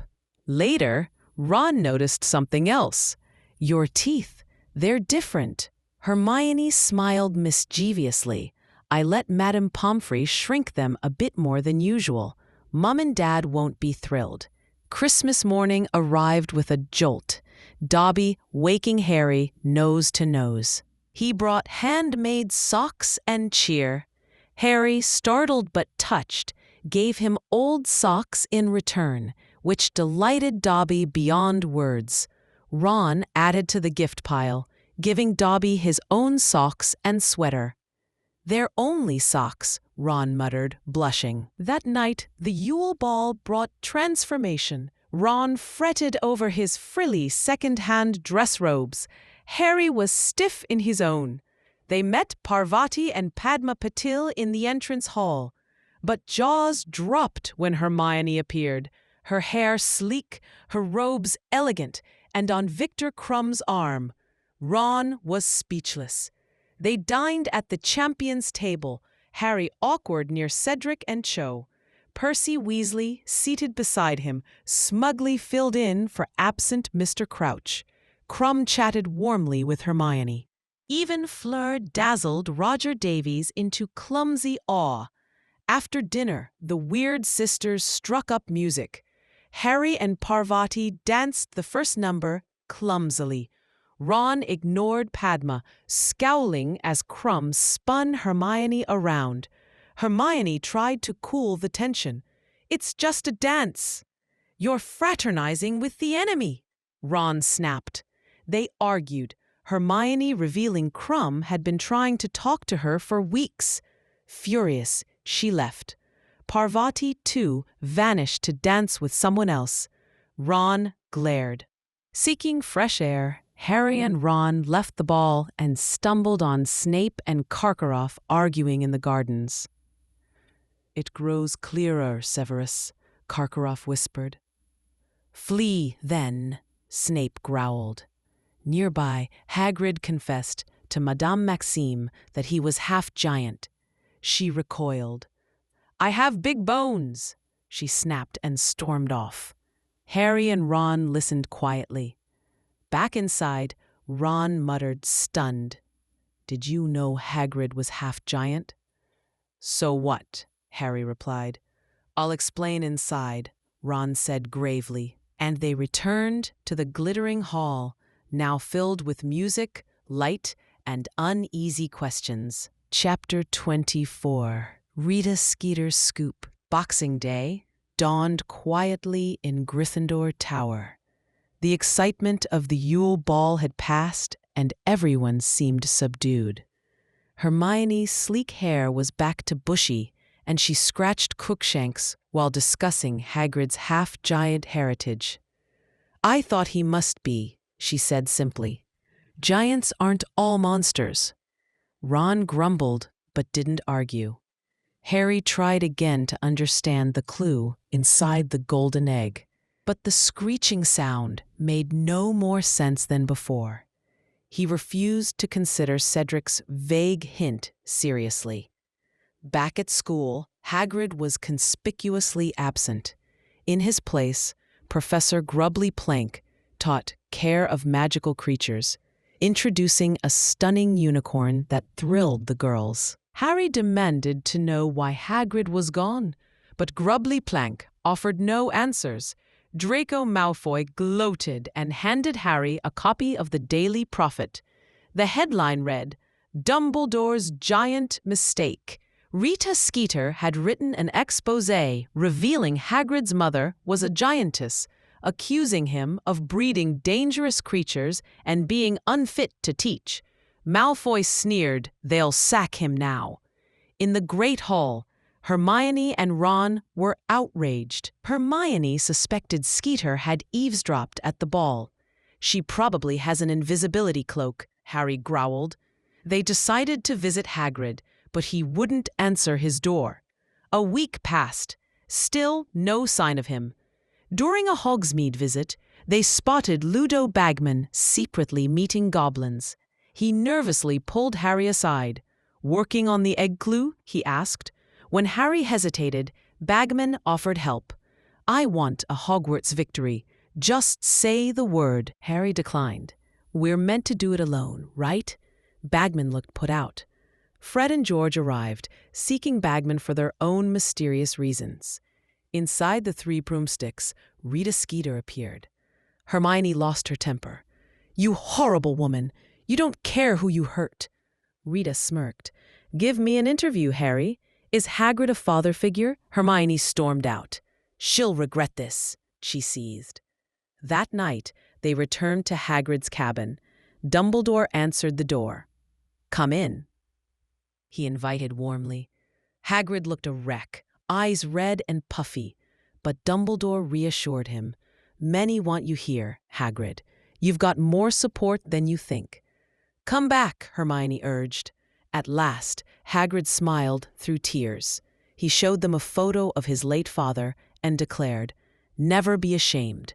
Dumbledore's right. I'm coming back." As they left, Harry promised himself he would solve the egg for Hagrid. Chapter 25. The Egg and the Eye. Late at night, Harry crept through the castle, invisibility cloak around him, Marauder's map in one hand and the golden egg tucked under the other. He slipped into the prefect's bathroom, marveling at the luxurious marble room. Steam rose from enchanted taps. He filled the bath with warm, bubbling water and finally opened the egg. The same screeching wail echoed until a voice interrupted him. "Try putting it in the water." Startled, Harry realized Moaning Myrtle had been watching. With some protest, he followed her advice. Submerged, the egg revealed a song. "Come seek us where our voices sound. We cannot sing above the ground. And while you're searching, ponder this. We've taken what you'll sorely miss." The message became clear. Something dear to him would be taken. He'd have 1 hour to retrieve it from underwater, from merpeople. But how would he breathe? Myrtle offered no answers, only self-pity. Harry, troubled, thanked her.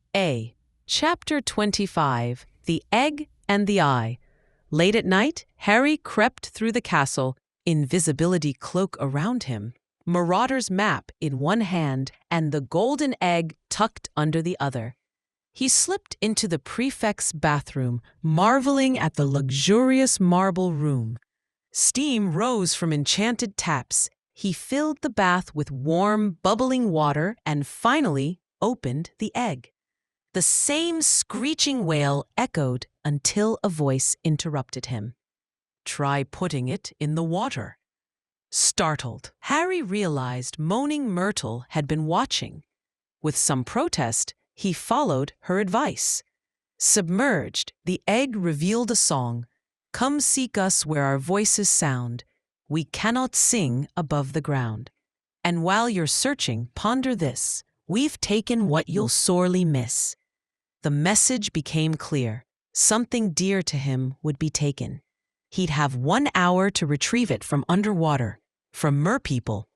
But how would he breathe? Myrtle offered no answers, only self-pity. Harry, troubled, thanked her. Chapter 25. The Egg and the Eye. Late at night, Harry crept through the castle, invisibility cloak around him, Marauder's map in one hand and the golden egg tucked under the other. He slipped into the prefect's bathroom, marveling at the luxurious marble room. Steam rose from enchanted taps. He filled the bath with warm, bubbling water and finally opened the egg. The same screeching wail echoed until a voice interrupted him. "Try putting it in the water." Startled, Harry realized Moaning Myrtle had been watching. With some protest, he followed her advice. Submerged, the egg revealed a song. "Come seek us where our voices sound. We cannot sing above the ground. And while you're searching, ponder this. We've taken what you'll sorely miss." The message became clear. Something dear to him would be taken. He'd have 1 hour to retrieve it from underwater, from merpeople. But how would he breathe? Myrtle offered no answers, only self-pity. Harry, troubled, thanked her and left. Using the map to avoid teachers, he spotted a curious dot in Snape's office, Bartemius Crouch. But Crouch was supposed to be ill. Harry, curious, headed there, only to trip on a trick stair. The egg rolled away and burst open, wailing. Filch arrived, accusing Peeves. Then Snape appeared, furious his office had been disturbed. As they argued, Moody appeared. With his magical eye, he spotted Harry under the cloak and covered for him. Moody summoned the Marauder's map just before Snape could seize it. Tension flared as Snape accused Harry, but Moody deflected suspicion. suggesting Snape's loyalty was questionable. Later, alone with Harry, Moody asked who was in Snape's office. Harry admitted he saw Barty Crouch. Moody looked grim. Crouch? Now that's interesting. He's obsessed with catching dark wizards. He asked to borrow the map, and Harry agreed. Before parting, Moody offered a thought. Ever considered being an Auror Potter? Harry returned to Gryffindor Tower, mind buzzing with clues, secrets, and a new mystery. Why was Crouch sneaking around Hogwarts in the dead of night? Chapter 26. The Second Task. Pressure built as the second task approached. Harry, Ron, and Hermione searched desperately for a way to breathe underwater. The egg clue was clear, but the solution elusive. Hermione suggested transfiguration, but it was too risky. Ron joked about summoning a Muggle diving suit, which Hermione quickly shut down. Time ticked by, their searches through the library yielding nothing. Days before the task, Sirius replied only to request the next Hogsmeade date. Harry had forgotten to mention the task at all. On the eve of the challenge, Harry fell asleep in the library, discouraged. He dreamed of Myrtle teasing him with the firebolt. Suddenly, Dobby woke him. The task began in 10 minutes. Harry panicked. He had no solution, but Dobby had overheard professors and brought gillyweed, which would let Harry breathe underwater. Trusting the elf, Harry dashed to the lake. Cedric, Fleur, and Crumb were already there. On Bagman's whistle, Harry swallowed the gillyweed and entered the water. Pain flared at his neck as gills formed and his feet webbed. Underwater, Harry swam swiftly. Grindylows attacked, but he fended them off. Moaning Myrtle guided him, and at last he reached a Merepeople village where 4 hostages were bound: Ron, Hermione, Cho, and a young girl he assumed was Fleur's sister. Harry freed Ron, but hesitated. Fleur hadn't come. Could he leave the little girl?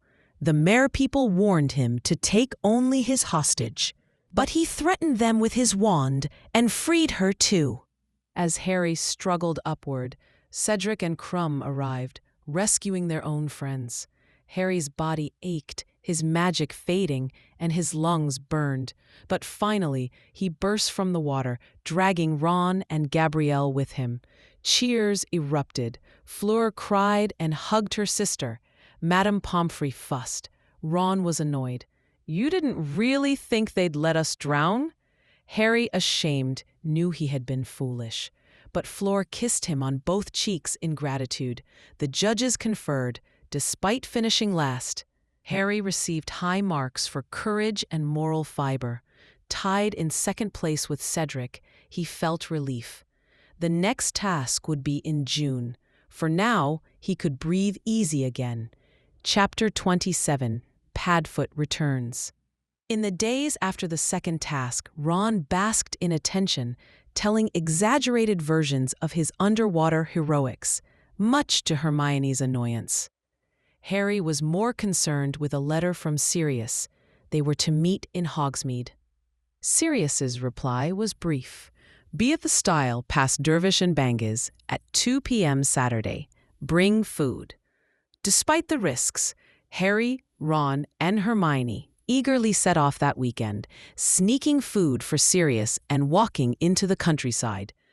There, they were greeted by the large black dog, Sirius in animagus form, who led them to a cave where Buckbeak was tethered. Sirius, thinner and more ragged than before, devoured the food hungrily. Harry expressed concern for Sirius's safety, but Sirius insisted on staying close. "I want to be on the spot. Things are getting fishier."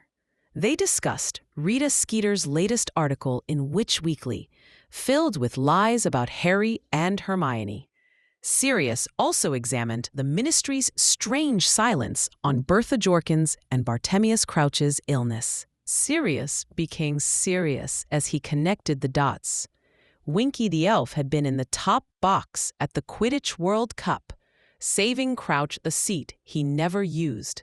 Someone had taken Harry's wand during that match, possibly conjuring the dark mark. Hermione defended Winky, and Sirius agreed. If you want to know what a man's like, look at how he treats his inferiors, not his equals. The discussion turned to Crouch's past. Sirius revealed that Crouch had once been a powerful ministry figure, poised to become Minister of Magic, but his son was caught with Death Eaters. Rather than protecting him, Crouch had his own son sent to Azkaban, where he died a year later. The scandal ruined Crouch's career. They also debated Snape's loyalties. Hermione believed Dumbledore's trust in Snape was enough, but Sirius was wary. Snape was fascinated by the dark arts at school and surrounded himself with future Death Eaters. Karkaroff's recent strange behavior came up too. He had shown Snape something on his arm and looked frightened. Sirius had no explanation, but agreed something odd was happening. Before parting, Sirius warned them, "Don't leave school without permission, and if you talk about me, call me Snuffles." He transformed and padded away into the distance. As they returned to Hogwarts, Ron muttered, "Poor old Snuffles. He must really like you, Harry. Imagine living off rats." Harry nodded, deeply grateful for Sirius's loyalty and friendship.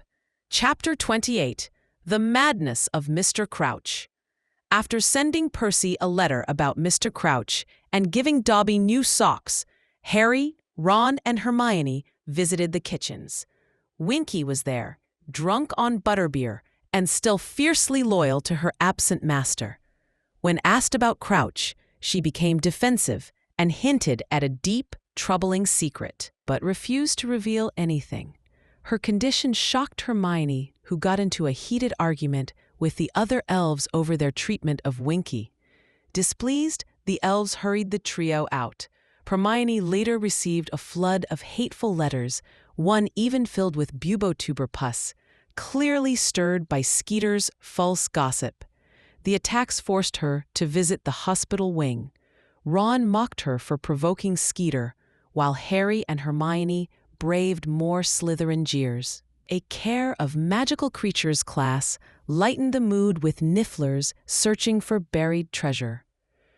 Ron's complaints about poverty flared again after realizing leprechaun gold he once gave Harry had vanished. Meanwhile, Hermione became obsessed with discovering how Skeeter eavesdropped. Harry and Ron mostly ignored her quest, focused instead on mounting homework and sending food to Sirius. Percy finally responded to Harry's letter, insisting that Crouch was sending regular instructions and the rumors were nonsense. Around the same time, McGonagall announced that the champions would learn about the third task. At the Quidditch field, now transformed into a growing maze, Bagman explained the final challenge: navigate the maze and reach the Triwizard Cup, avoiding magical creatures and obstacles. Champions with the highest scores would enter first. Afterward, Krum pulled Harry aside to question his relationship with Hermione. Harry assured him they were only friends. Suddenly, they spotted a ragged figure, Mr. Crouch, wild-eyed, raving, and clearly unwell. He babbled nonsense, mistook trees for Percy, and begged to see Dumbledore, muttering about Voldemort, Bertha Jorkins, and his own son. Harry ran to fetch help, leaving Krum behind to watch Crouch. Harry returned with Dumbledore, only to find Krum unconscious and Crouch gone. Moody and Hagrid soon joined them. Karkaroff, furious upon hearing of Krum's injury, accused Dumbledore of sabotage. Hagrid attacked him, but was stopped. Dumbledore ordered Harry back to the castle and told him to send no messages until morning, revealing a deep concern. As they walked back, Hagrid expressed his outrage and worry, warning Harry never to wander off alone. Even with someone like Crumb, suspicion and danger were closing in. Chapter 29. The Dream. At dawn, Harry, Ron, and Hermione sent a letter to Sirius and tried piecing together what had happened to Mr. Crouch.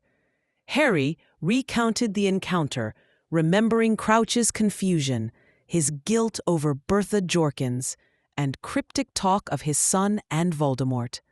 Though Hermione and Ron debated theories, Harry insisted Crouch had been in no state to vanish on his own. Their conversation was interrupted by Fred and George arguing about a letter. Ron accused them of blackmail. They denied it with a suspicious lack of conviction. Ron revealed the twins were determined to open a joke shop and needed gold to fund it. Later, they visited Moody, who confirmed Crouch had disappeared. The Marauders' map showed nothing.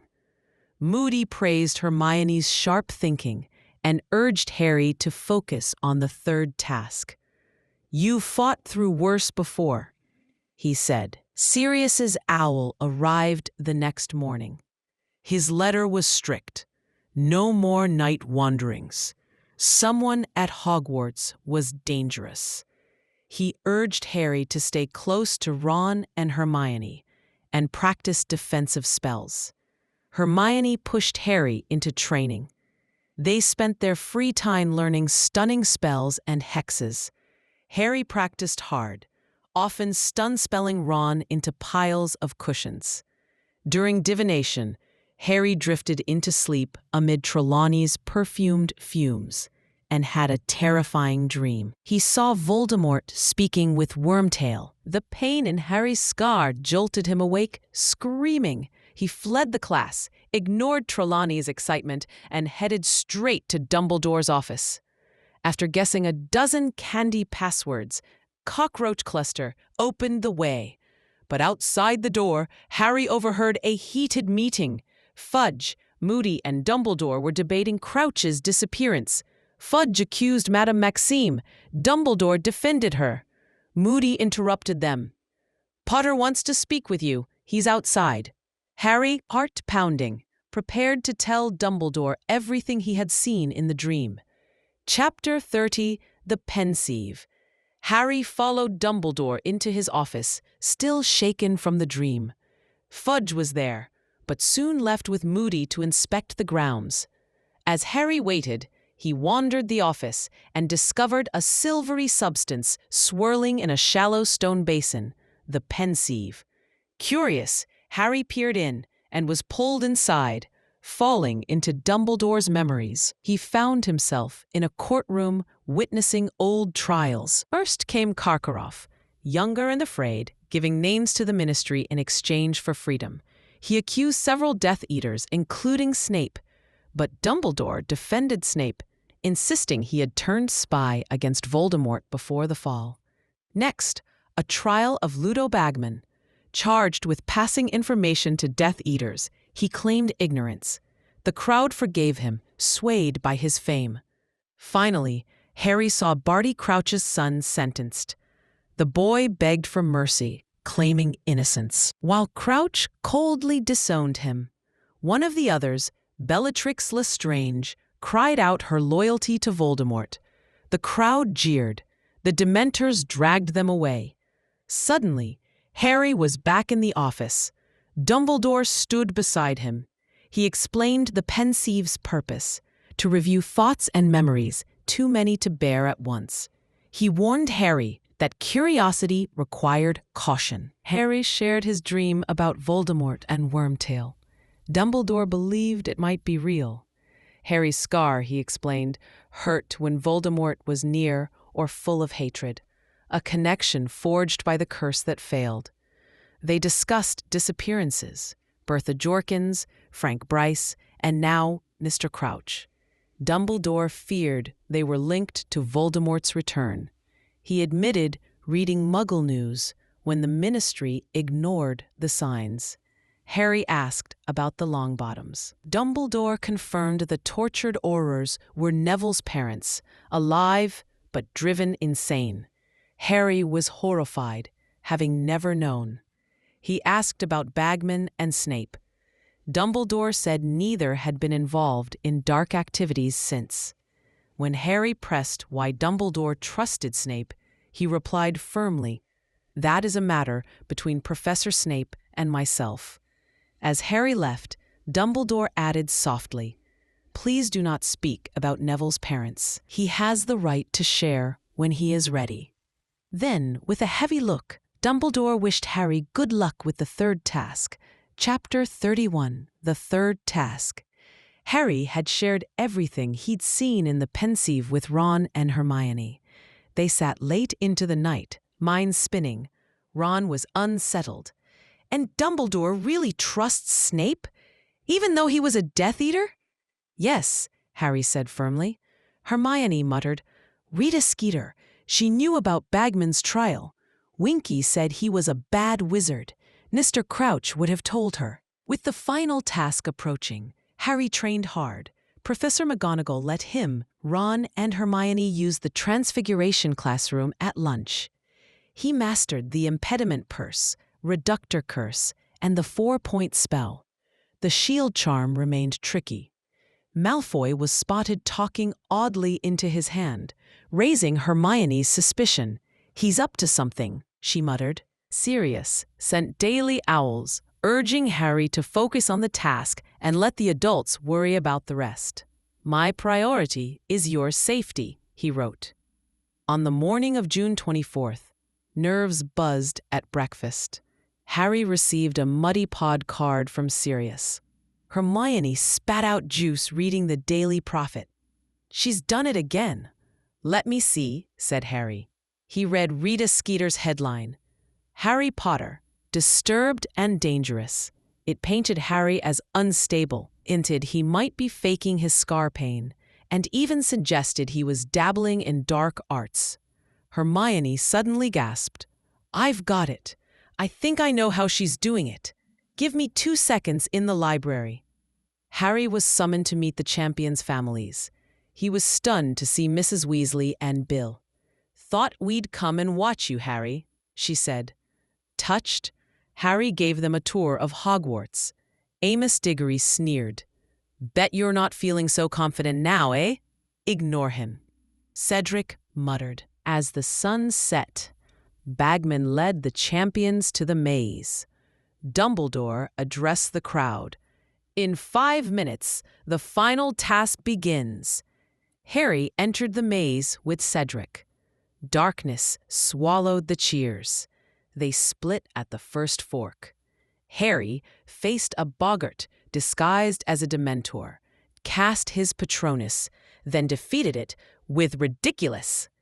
He heard Fleur scream, but no red sparks. Unsure, he pressed on. Later, Cedric emerged, shaken. "Scroots! Giant ones!" Harry encountered mist that flipped the world upside down. Thinking fast, he freed himself and ran on. He faced a blast-ended Scroot, finally stunning it. Then, Cedric's scream, "Crucio!" Harry heard Crumb casting the unforgivable curse. Harry fought through the hedge, stunned Crumb, and helped Cedric. "That's twice you saved me," Cedric gasped. Later, Harry solved a Sphinx's riddle, Spy, Der, Spider. Ahead lay the Triwizard Cup. Cedric reached it first, but a spider ambushed him. Harry helped. "Take it," he said. "No, you should win," they argued, finally agreeing. Together, they grabbed the cup. A hook yanked them. Portkey. Whirling wind. Then they landed in a graveyard. Chapter 32. Flesh, Blood, and Bone. Harry's feet slammed into the ground. His injured leg gave way. The Triwizard Cup rolled from his grasp as he and Cedric Diggory rose, breathless, in a dark graveyard far from Hogwarts. "Where are we?" Harry whispered. Cedric shook his head. "Wands out, do you reckon?" Harry nodded. They both drew their wands. A hooded figure approached, short, cloaked, and cradling what looked like a baby. As the figure stopped beside a tall headstone, Harry's scar erupted in blinding pain. "Kill the spare," said a cold, high voice. "Avada Kedavra." A flash of green light, and Cedric fell dead beside Harry. Frozen in horror, Harry couldn't react as the figure, Wormtail, grabbed him and bound him to the marble headstone. Tom Riddle. Harry struggled, but Wormtail gagged him. From the bundle of robes nearby came a feeble stir. Harry's scar seared again. A massive snake slithered past. Wormtail returned, dragging a stone cauldron. Flames rose beneath it as water bubbled inside. The tiny creature in the robes writhed impatiently. "It is ready, master," said Wormtail. Now came the voice. Wormtail unveiled the creature, a hairless, scaly, red-black thing, shaped like a child, yet monstrous, with red, gleaming eyes. Harry felt his stomach turn. Wormtail dropped the creature into the cauldron. A hiss! It vanished beneath the potion. Wormtail chanted, "Bone of the father, unknowingly given, you will renew your son." The grave cracked. Dust rose and fell into the cauldron. The potion turned a deadly blue. "Flesh of the servant, willingly given." Wormtail, sobbing, cut off his hand with a silver dagger and dropped it in. Then he approached Harry. "Blood of the enemy, forcibly taken." The dagger pierced Harry's arm. Blood was collected and poured into the cauldron. The liquid turned white, blindingly bright. Wormtail collapsed in agony beside it. Mist swirled. For a heartbeat, all was silent. Then a shape rose. "Robe me," said the voice. Wormtail, trembling, pulled black robes over the emerging figure. A pale, snake-like face turned toward Harry. Red eyes gleamed, slitted nostrils flared. Lord Voldemort had returned. Chapter 33, The Death Eaters. Voldemort stood tall and triumphant, reveling in his restored body. Ignoring Wormtail's whimpers and the blood soaking his robes, he flexed his pale, spidery hands. A high, cold laugh echoed through the graveyard. Wormtail, desperate, begged for the reward Voldemort had promised. Instead, Voldemort demanded the other arm. Revealing the dark mark, a skull with a serpent, he pressed it with a white finger. Pain seared through Harry's scar. The mark turned black. "They will come," Voldemort whispered. "We shall see who is brave." Soon, Death Eaters apparated from the shadows, kneeling, kissing his robes. Voldemort paced before them, speaking of betrayal and cowardice. He mocked those who claimed innocence when he fell. "You thought me broken?" he said, voice venomous. "Now see me reborn." One Death Eater, Avery, groveled for forgiveness. Voldemort cast the Cruciatus curse. "I do not forgive," he said coldly. 13 years' debt is owed. Turning to Wormtail, he mocked his fear-driven loyalty, then rewarded him. A silvery hand formed at Voldemort's command and attached seamlessly to Wormtail's stump. Trembling, Wormtail praised it, overcome with gratitude. He moved down the circle of Death Eaters, Malfoy, McNair, Crabbe, Goyle, Nott, naming and shaming, praising the Lestrange in prison for their loyalty. He promised vengeance and new allies, giants, dementors, creatures all would fear. At the circle's largest gap, he named the missing: 3 dead, 2 traitors, and 1 who had already rejoined him. Voldemort's grin widened. "He is at Hogwarts. He brought Harry to me." Lucius asked how Voldemort had returned. Voldemort began his tale. His fall, the protection Lily Potter's sacrifice gave Harry, the pain of losing his body. He spoke of his years in the forest, living as a spirit, possessing animals, then encountering Quirrell and failing to steal the sorcerer's stone. He described how Wormtail found him, aided by rats and fate. Bertha Jorkins had proven a treasure trove of secrets. She told him of the tournament, of a loyal Death Eater at Hogwarts. Voldemort described rebuilding a body with unicorn blood and snake venom, then planning Harry's capture, entering him into the tournament, ensuring he won, and turning the cup into a portkey. He stepped toward Harry. "You all thought him my downfall," he sneered. He cast the Cruciatus curse. Harry writhed in agony. When it ended, Voldemort hissed, "He escaped me by luck. Now I will kill him. No Dumbledore, no Mother, just us." He ordered Wormtail, "Untie him, give him his wand." Chapter 34, Priori Incantatem. Harry was untied and handed his wand by Wormtail. The Death Eaters formed a tight circle as Voldemort prepared to duel. "We bow to each other, Harry." Voldemort mocked. Forced to bend by a curse, Harry rose, determined not to give Voldemort the satisfaction. The duel began. Voldemort struck first with the Cruciatus curse, sending Harry into excruciating pain. Then came the Imperious curse, but Harry resisted.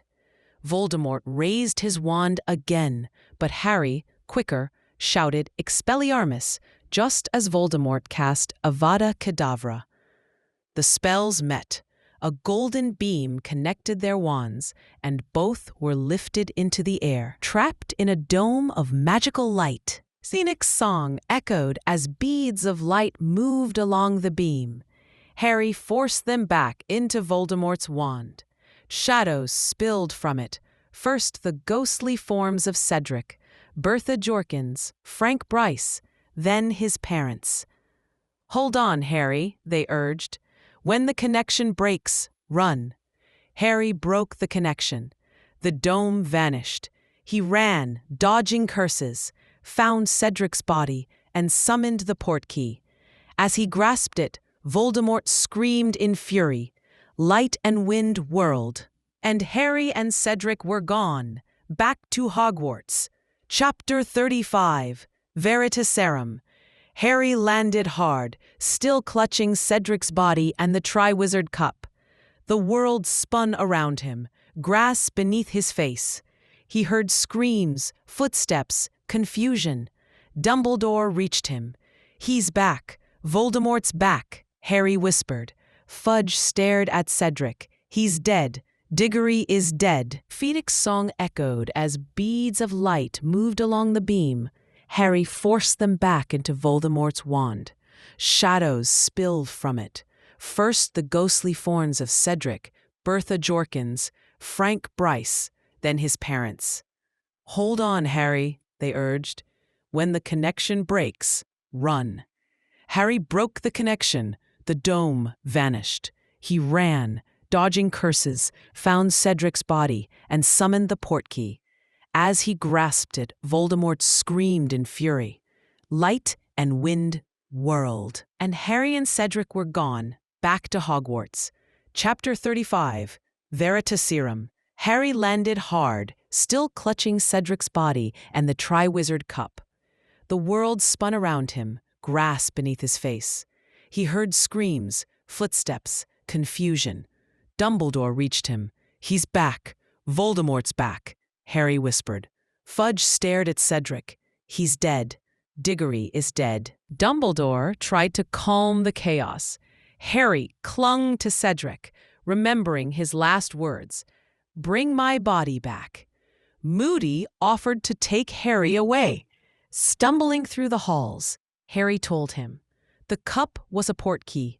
Took us to a graveyard. Voldemort was there." Moody listened closely. "He got his body back. The Death Eaters came? Did he punish them? Did he forgive them?" Suddenly, Harry realized Moody was asking too much, too eagerly. Then came the truth. "It was I who put your name in the Goblet of Fire," Moody said. "I led you through the tasks, cleared your path. I turned the cup into a portkey." Moody's magical eyes swiveled toward the door, his wand raised. He confessed everything: how he had manipulated Cedric, planted the gillyweed clue, and imperioused Crumb. His goal: to deliver Harry to Voldemort. Harry's hand moved toward his wand. Moody ranted, obsessed with Voldemort's return, and claimed he'd be rewarded for bringing Harry. He raised his wand. Stupefy! The door blasted open. Dumbledore, McGonagall, and Snape entered. Moody was knocked out cold. Dumbledore examined the unconscious man. "This is not Alistair Moody," he said grimly.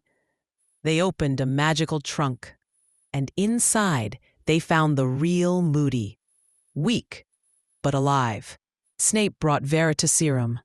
Dumbledore revived the imposter, who slowly transformed into Barty Crouch Jr. Under the potion's power, Crouch confessed everything: his escape from Azkaban with help from his dying mother, his concealment at home under the Imperius Curse, and his rescue by Voldemort. He had taken Polyjuice Potion, captured the real Moody, and impersonated him all year. Winky, the house elf, sobbed beside him. He recounted using Bertha Jorkins's information to plot Harry's capture. He had helped Harry at every stage of the tournament, clearing his path to the cup. Dumbledore listened silently as the twisted story spilled out. Crouch finished with pride. "He has returned. My master is back. And I will be honored above all." The truth hung in the air, heavy and horrifying. Chapter 36: The Parting of the Ways. Dumbledore tied up Barty Crouch and asked McGonagall to stand guard. He sent Snape to alert Madame Pomfrey and summon Fudge. Then he led a shaking Harry upstairs to his office, where Sirius, back in human form, was waiting. Harry was numb. The memories of the night clawed at him. Cedric's death, Voldemort's return, the duel, the echoes of his parents. When Sirius asked what had happened, Dumbledore gently insisted that Harry recount everything. Harry, supported by Sirius, told them everything: how Voldemort returned, the graveyard, the duel. When he described the golden beam that connected their wands, Dumbledore's expression changed. "Priori incantatem," he explained, the rare effect of two wands with the same core. Back at Hogwarts, Dumbledore had told the school to leave Harry alone. Most obeyed. Whispers and sidelong glances followed him, but he didn't care. Only with Ron and Hermione did he feel safe.